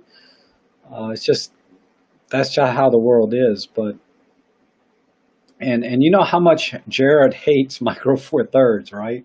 He is not a fan. Um, and yet you know, I love Jared Pullen, and I watched a lot of his videos when I was getting started, and I learned, you know, a lot of photography from him, a lot from Tony and Chelsea, and many others, right? Because like I said, I just started in 2012 actually doing photography.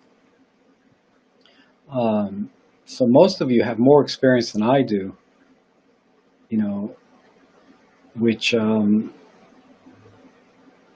it just amazes me that I can even help anybody, you know, in my general demographic that I see on YouTube, the general community that I have. Sometimes it's just, you know, you guys watch my channel just because I know how to do one thing, right? I know how to turn this button on. I know how to slide this thing over here. You know what I mean? And so I might have 100 videos, and out of those 100 videos, you might learn one thing, right? So that's 100 new things you learned. Even though the video might have 10 or 20 different points in it, there might be one says, oh, I didn't realize you could do that, right? Like Rick last week was you know, or the week before last was saying he's had an EM5 Mark II. He's a professional photographer. He's a very accomplished person, both professionally and personally. And he had no idea about press and hold buttons on his EM5 Mark II. It's like there's very little I can teach Rick about photography, and yet press and hold button, he had no idea, you know. So that's one subscriber.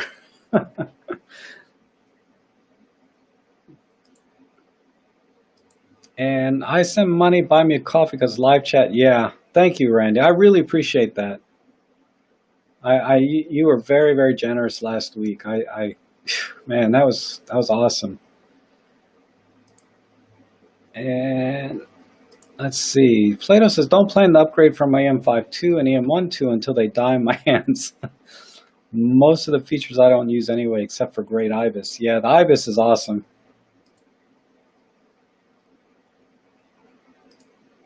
And you are wrong, Rob Trick. We watch you because of the knowledge and personality. Oh, thank you.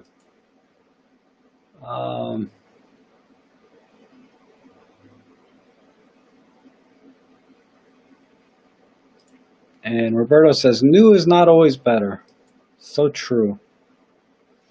You know, and I think a really good example of that is the EM1 Mark II, or I'm sorry, EM10 Mark II and EM10 Mark III.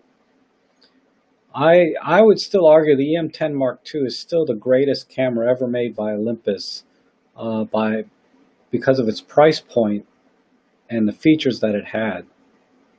For enthusiast photographers, right? If you're a beginning photographer, I can see why Olympus moved to the EM10 Mark III and made the changes they did, because it is targeted towards entry-level photographers. But as an enthusiast, the M10 Mark II, oh my God, that is an amazing camera, really amazing. And the M10 Mark III was not an upgrade, in my opinion. It was a change in marketing. It's really a different camera from the M10 Mark II. The M10 Mark III is solely focused on entry-level beginner photographers, and it's sold very well, apparently, at least in Japan, right? But it was not an upgrade, in my opinion. It was just a shift in focus, you know, to use a pun. So some people like me would say it's really a downgrade. It would be a downgrade for me as a professional or high-end enthusiast from an EM10 Mark II to an EM10 Mark III. But from a marketing corporate standpoint, it's an upgrade for them because they will sell more cameras because it's easier to use for beginners. So it really depends on how you look at it. And Jose says, hello, Rob. I have the OMD M1 Mark II and love it. Maybe 20 years I'll upgrade. Wow. Yeah, I mean, why not, right? Why I would be amazed if it lasts that long, but yeah. Because, you know, electronics, you know, they just go bad after a while. They have all kinds of parts in them that just over time. I mean, solid state stuff should last, you would think, forever, but parts just get old.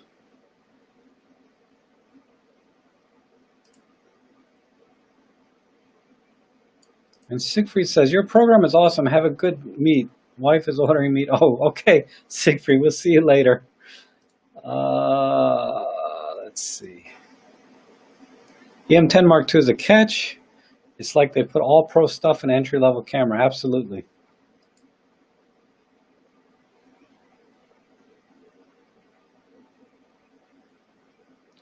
And Dave says, one reason we're here is because you give Olympus users a friendly place to talk to others, especially with the situation. Oh, thank you, Dave.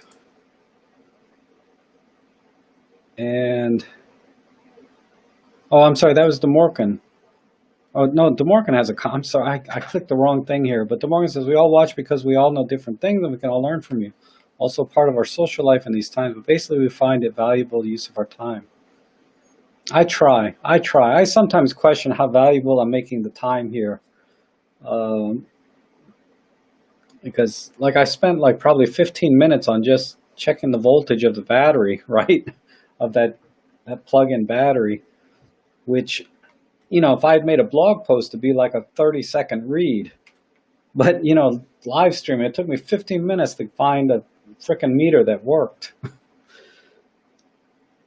And Dave says, hey, Rob, you look like you are moving without pain. Hope your neck is feeling better. Yeah, it's starting to ache a little bit because I have been leaning forward a bit too much. But I'll be okay. Once I lay down, after the stream, I'm going to lay down with a heating pad. And I finally finished painting my bedroom. And I put my bed in there and everything now. So last night was the first night I slept in my own bed in, I'd say, about 6 months. At least 6 months. It's been a long time For the last 6 or 8 months, I've been sleeping on the sofa. Um, because I cleared everything out of the bedroom so I could remodel it. And I bought this paint and I bought spackle and, I bought everything to kind of repaint the room. And I took everything out and I just kept putting it off. And I don't know. I just got a bug up my butt because I was laying around so much because of my neck. I said, I'm just going crazy. So I wanted to so I just started painting. I said, I'm just going to start painting. So I finally finished painting and I got my bed back in there. And I got a brand new mattress. The mattress I actually bought 2 years ago, but never, I didn't buy it. It was a gift. My dad bought it for me 2 years ago. I never unboxed the mattress because the mattress I had before is, my God, that thing is like 20 years old. The mattress that I had before. And my dad just said, how old is your mattress? And he just bought me a new one. He didn't even hesitate. I'm like, you didn't have to do that. And he says, no, why are you sleeping on a 20-year-old mattress? I said, I don't know. You just lay down there. What difference, But anyway, so it's a nice Casper mattress. It's like a giant memory foam. It's really nice. So not only did I get to sleep in a bed for the first time in a long time, I slept on a brand new Casper mattress. So nice. I probably got a little headache from the paint fumes because the room wasn't quite dry yet, but it was worth it. And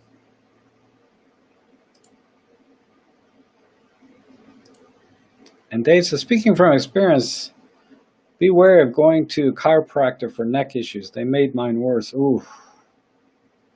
Yeah, I think if you're very healthy, but just a little bit uncomfortable, right? Like you have some tension or stress, chiropractor is awesome. Really awesome. But when you have a serious issue like a herniated disc like I do, it can be dangerous.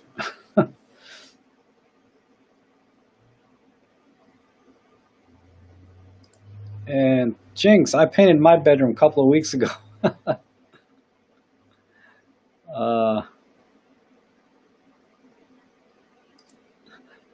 Thomas says, last night was the first time I slept in my own bed for several months. Sounds like the 90s. Yeah.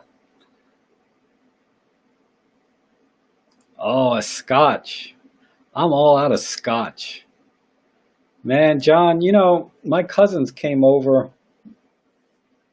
Oh, anyway, they drank all my good scotch. I wasn't upset because it's family, you'd let them have anything they want, right? But come on, they drink like box wine and liquor that comes in plastic bottles. It's like, and then they're going to take my, 25-year-old scotch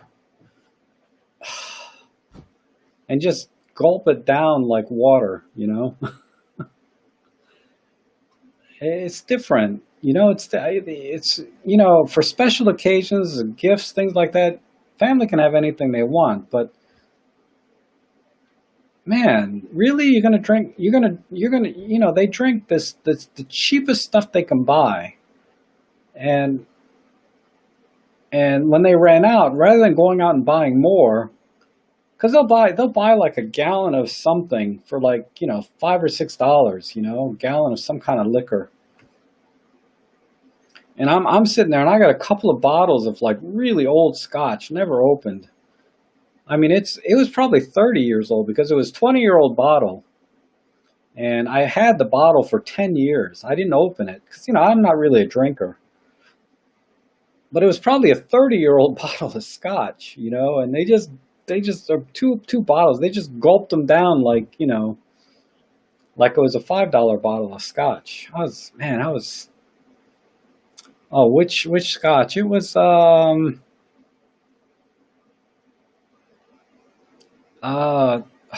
it's been so long.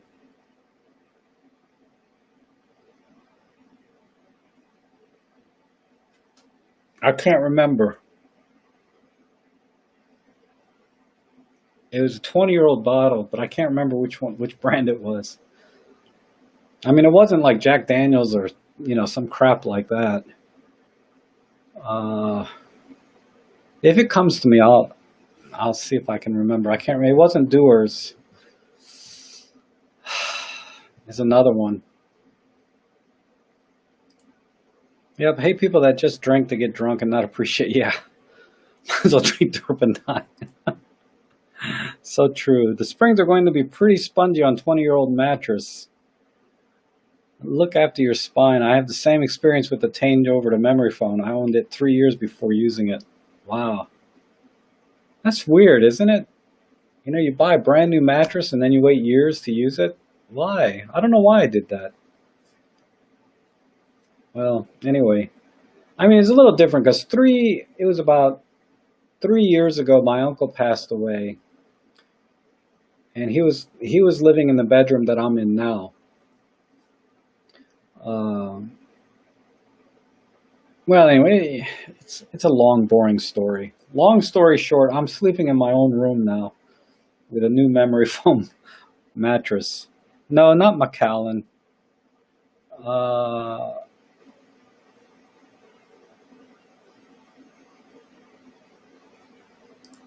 Did you do a good job painting? I hated it. It was very bad. Yeah, I did a great job. Actually, I got like a cell phone pic of it. I can show you. Let me see.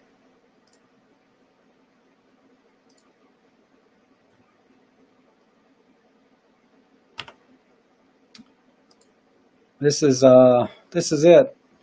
Now I fixed this down here. You can see this heaters here. I have water-based radiators down here on the floor. The white balance is off because it's a cell phone pic. But yeah, and I painted the floor. The floor is like a yellow oak real wood floor, but it had all kinds of black stains and it was a wreck. So it was either pull out the old floor and put in new floor, or just paint over it. So, I just went the cheap route. $15 gallon of paint and painted the floor instead of spending $400 or $500 on a new floor. So I painted this room with 1 gallon of paint on the walls and about a half a gallon on the floor. Not even a half a gallon. But I think, yeah, that's what I did.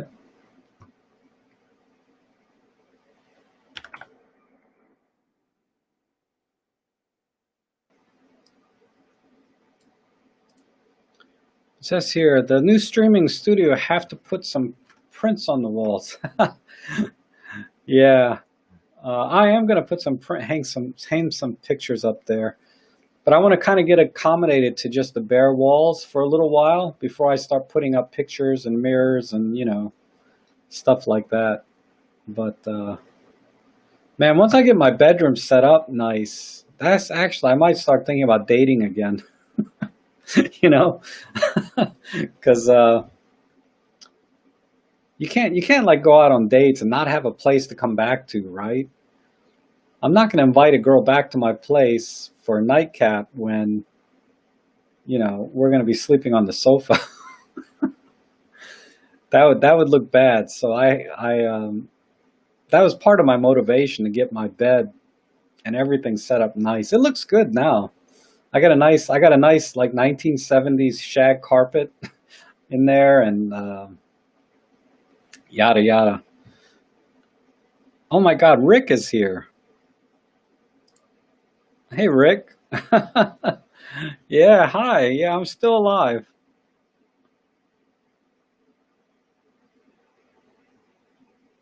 And it says, we saw stud pics, so we know you're going to be a killer when you start. That's right. Hey, Darko, how are you? Oh, yeah. Hey, maybe I'll do some vlogging with some dates that I go on, maybe. Chicks love that stuff. I shouldn't say chicks. I should say the ladies, right? Because, I'm too old to be dating chicks.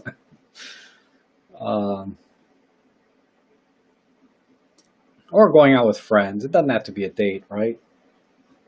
So,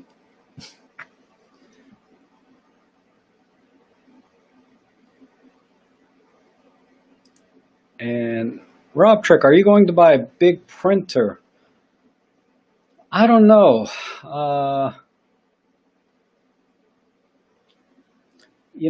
I got to get rid of, the biggest I'll print is probably, I think it's 13 by 19 is the biggest that I'd want to print.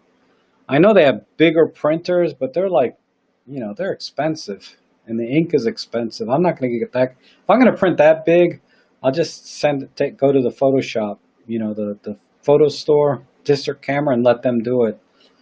But for everyday prints like my 4x5s, and I'm very happy with just printing 4x5s.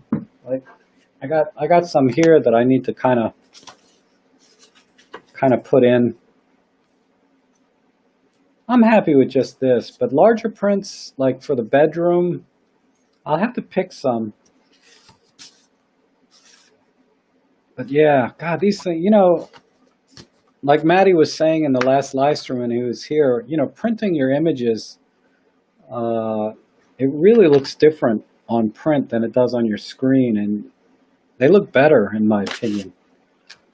And prints are forever, right? Like my computer can crash, I can lose everything, but I'll always have the prints.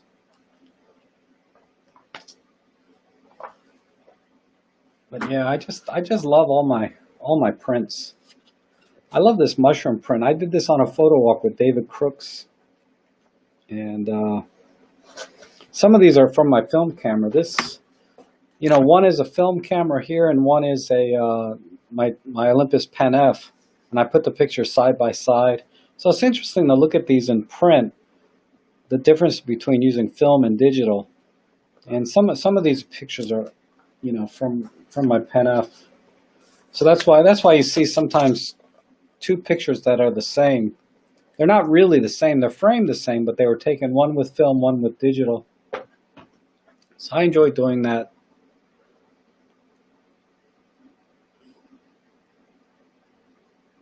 Yeah, and oops, I clicked the wrong one. Yeah, prints show more detail and better contrast. I think so. I mean, the contrast is smoother, right? There's more dynamic range in a I don't know. Could be all in my head too, but I like prints. What can I say? And my new motocross buddies want big prints, so maybe dollars. Yeah, that would be awesome.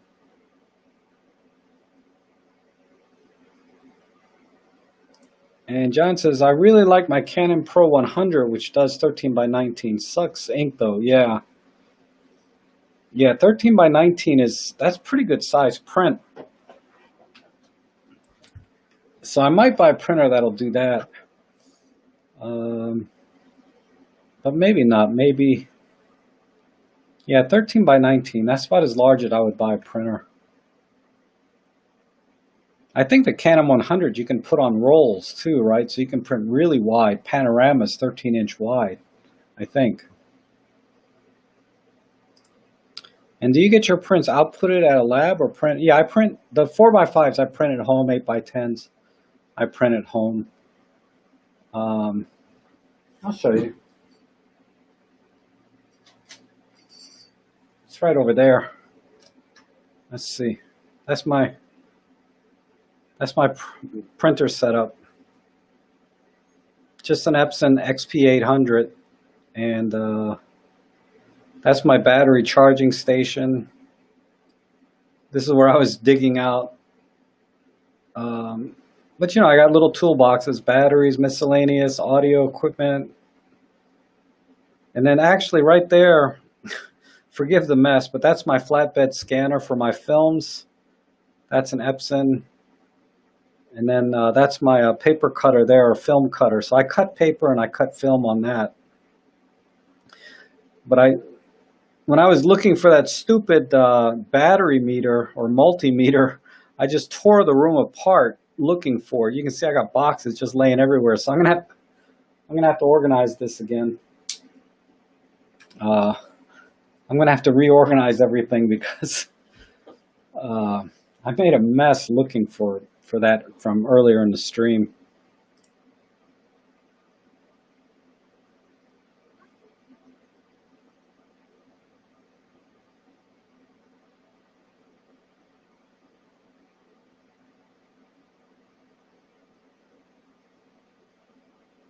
And John Truman says, what film do you like to shoot with, colored in black and white?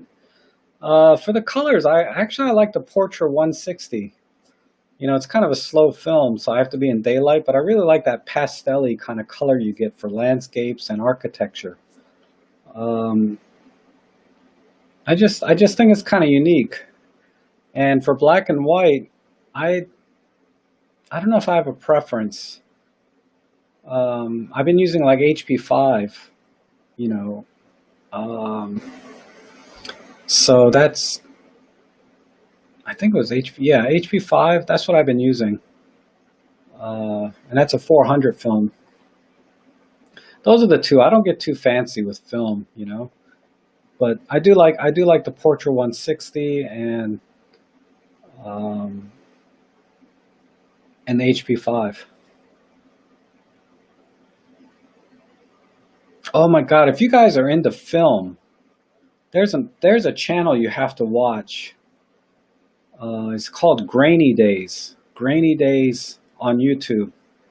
That guy is, I mean, he's a lot like Casey, you know, on Camera Conspiracies. He's really fun to watch in a very different way. His humor is very dry, but he has, you know, it's very entertaining, his videos.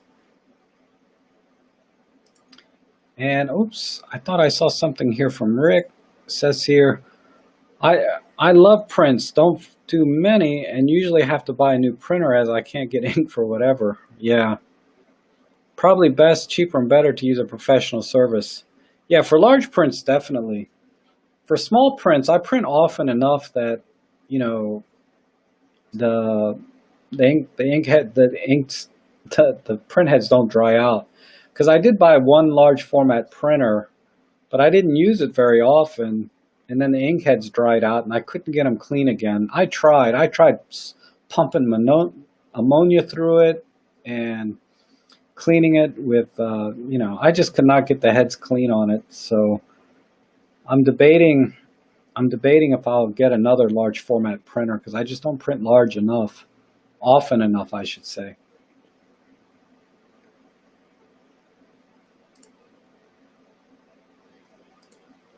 And Darko says, have you ever used orthofilm or Ilford? No, I have not. I think I can get Ilford pretty easy. Yeah, I think those are available. I'll try it. I don't shoot film often enough to keep trying all these different kinds of films. But, yeah, maybe my next rolls, I'll try Ilford. I think I'll do that on my next roll.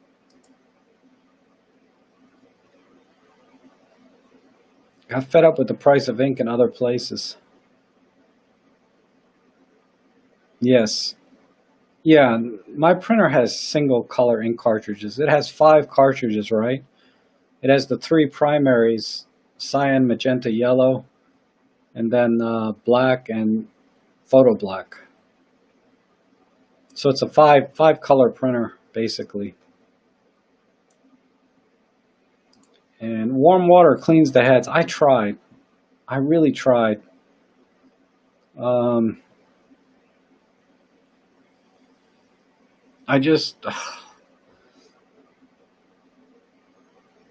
I tried everything. I could not get it.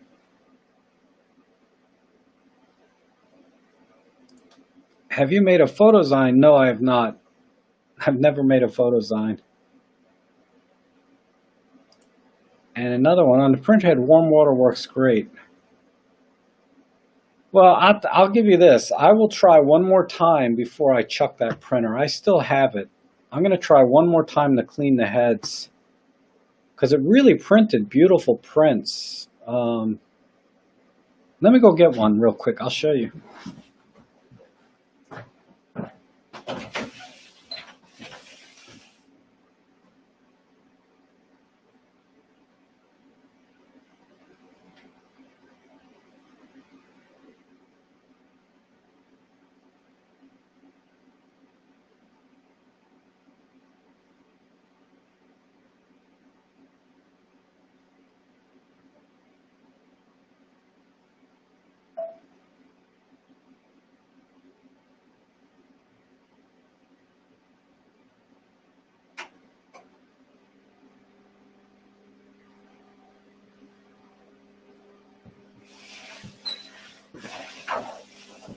All right. This one I really like. This is in the Shenandoah Mountains. Oh man, I need to. Over here is getting. But yeah, I broke the glass on this frame, so the paper got kind of warped. But yeah, this is one of my favorites, Shenandoah Mountains, that I did. And then oh, there's spider webs on it. Anyway, that one is really nice. And then this one I did. This is a blue heron that I took. It's hard to see. Let me back up. So when the printer was working, it was wonderful. But it's not working anymore. Oh, thanks, Darko. I appreciate that. And John, thank you.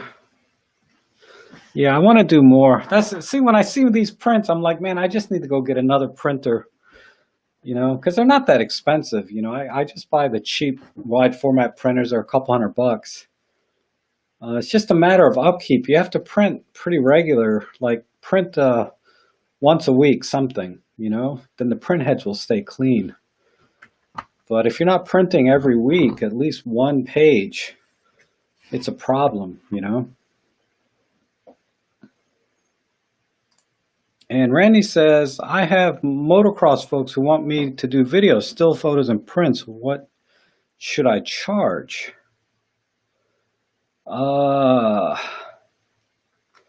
Man, that's very different photography from what I do.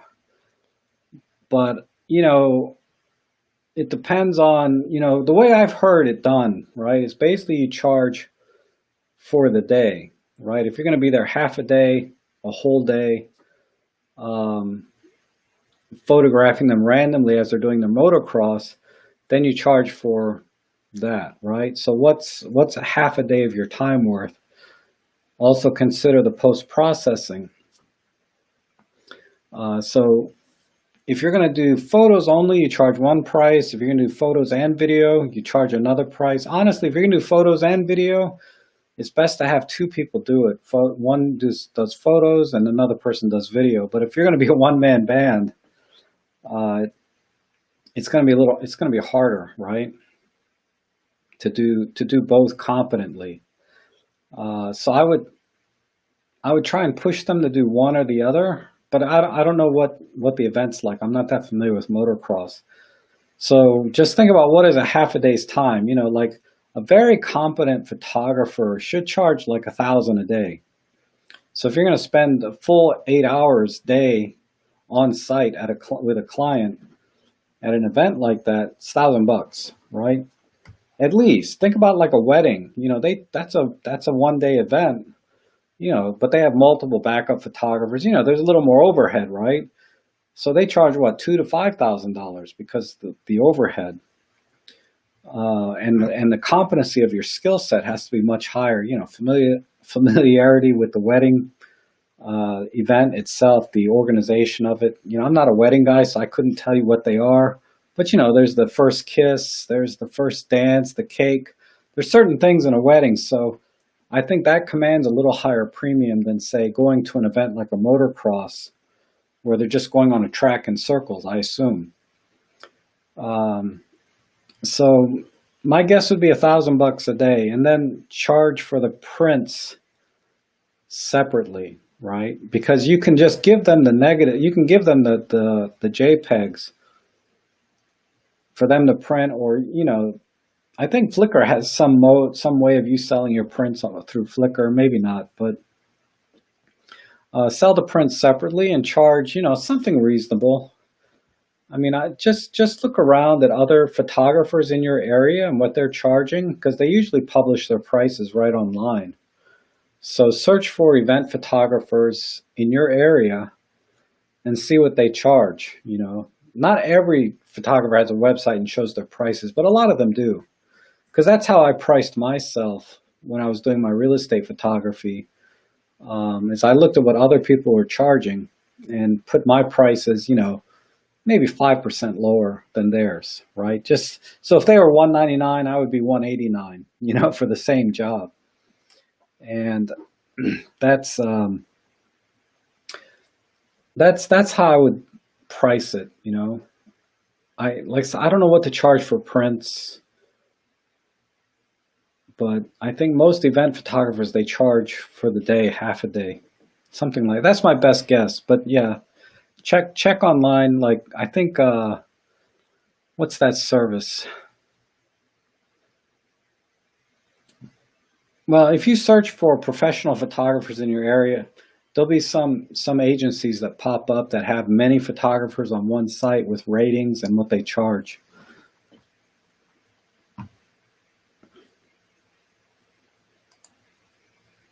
But yeah, half a day is $500, something like that. That might sound like nothing to you. That would be a lot of money for me. Make $500 a day. That'd be a chunk for half a day. That'd be amazing. The closest I've come is maybe $300 for a half a day's work. But that's because real estate photography is really competitive. Let's see. Jose says, I haven't printed in a long time. I've been learning Capture One, cataloging and backing up every raw file. Treat them like film in case I ever do decide to print. That's good. Doing that work now will save you a lot of time later, so they say. I forget the exact phrasing, but you know what I mean.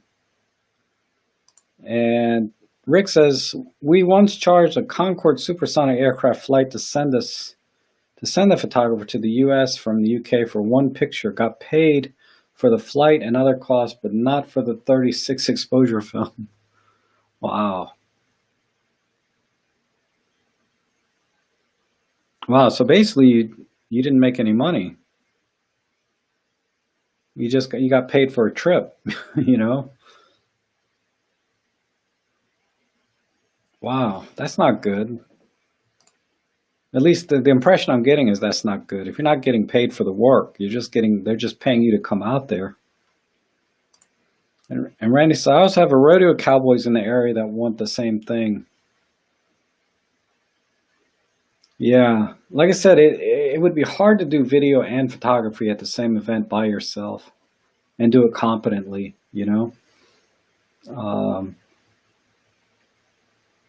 So I would, if you're going to do both, focus on one of them and do really good on one, and then try to get lucky with the other, So I would do photography very competently and get excellent images, and then video I would just do that as a side. Here's a few clips maybe, because doing a full-on video job, that's a big job, and you should charge more for video work. Because there's a lot of post-processing time after you leave the event. The timing is, it takes a lot of time. Dang, I guess I'm more busy retired than before. Wow. So if you've done it professionally before,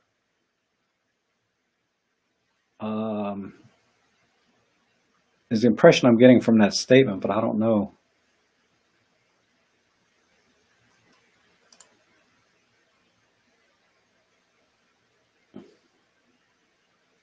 I don't know why the chat keeps jumping. I'm trying to catch up. Or Roberto's asked, do you own the copyright to the photos if you are hired?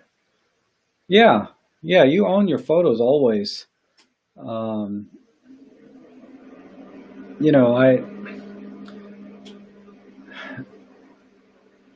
I'll give you an example. I know from a real estate standpoint, if I take pictures of a property, I give exclusive rights for the agent to use those photos for marketing the property. But he cannot give those photos to another agent, right? And another agent can't just steal the photos from that agent, because I've had that happen where the agent lost the listing and the new agent or different broker took over and used the pictures that the other agent had. And, that's not right. I should have sent him a letter or something, but it's only happened to me once that I know of.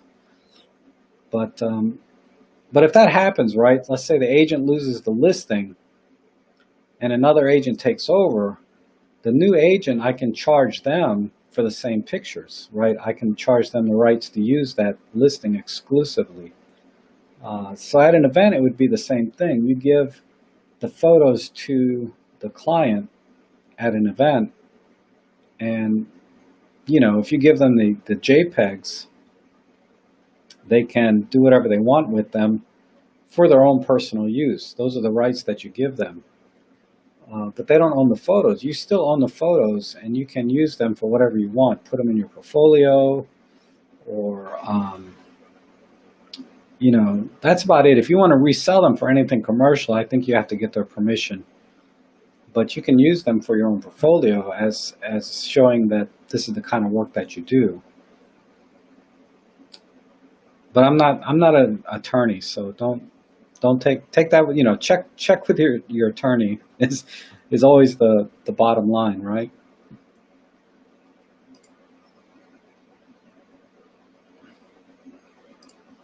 And Steve says, "Are you going to start editing images again, or is that it?" No, I'll start doing it again.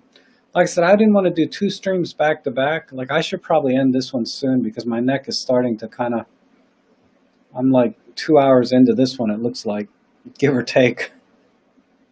Yeah, I'm 2.5 hours in, so I'm going to end in a few minutes, but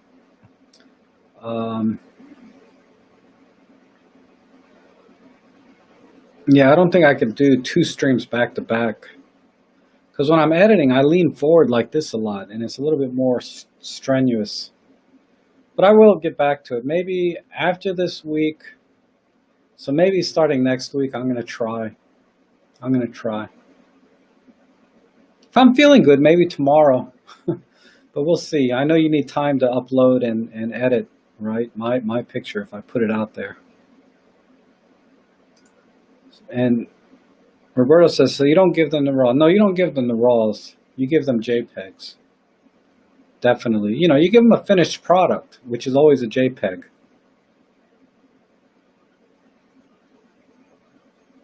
My JPEGs are always 2 megapixels, 1920 by 1080, right? Is how I export my images to my client, because all they do is put them on their website. And yes, I will do a wristwatch check. So I am using, I'll show you. Today I have my Casio on. I think you guys have seen this watch before. Let's see. Oops. Let me zoom out a little bit. And exposure comp. So I have a Casio. It's kind of a vintage, retro, futuristic looking watch, right? Wave Scepter. So this is a radio watch. It automatically gets the time from satellites or something, so it's always 100% accurate. I haven't figured out the daylight saving time, though. It's off by 1 hour. Having said that, it's off by 1 hour for some reason, so I need to figure out the daylight setting for it. But other than that, it's a great watch.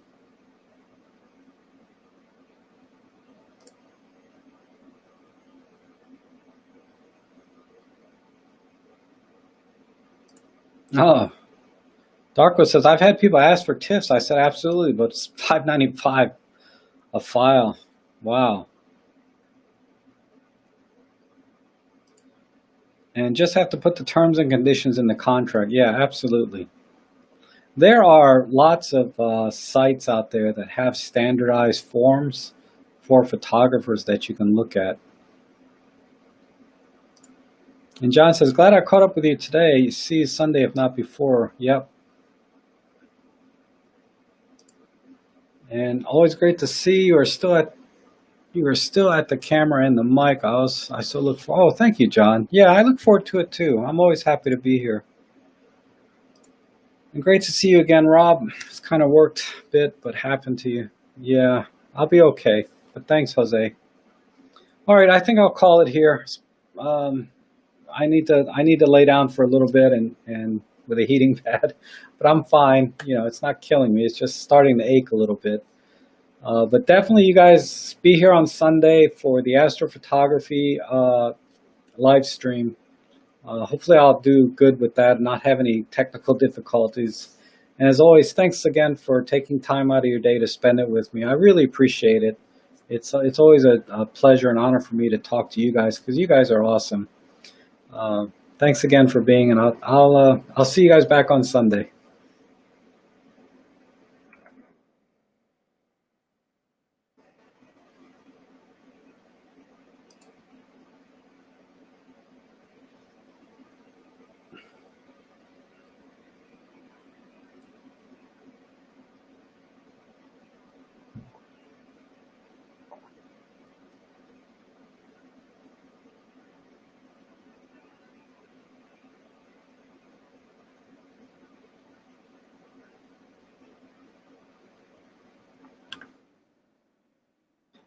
All right. Hmm.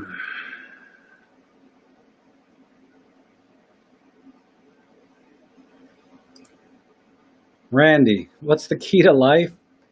A healthy gut and a healthy spine. That's the key to life. Or that's the answer for life, anyway. See you guys later.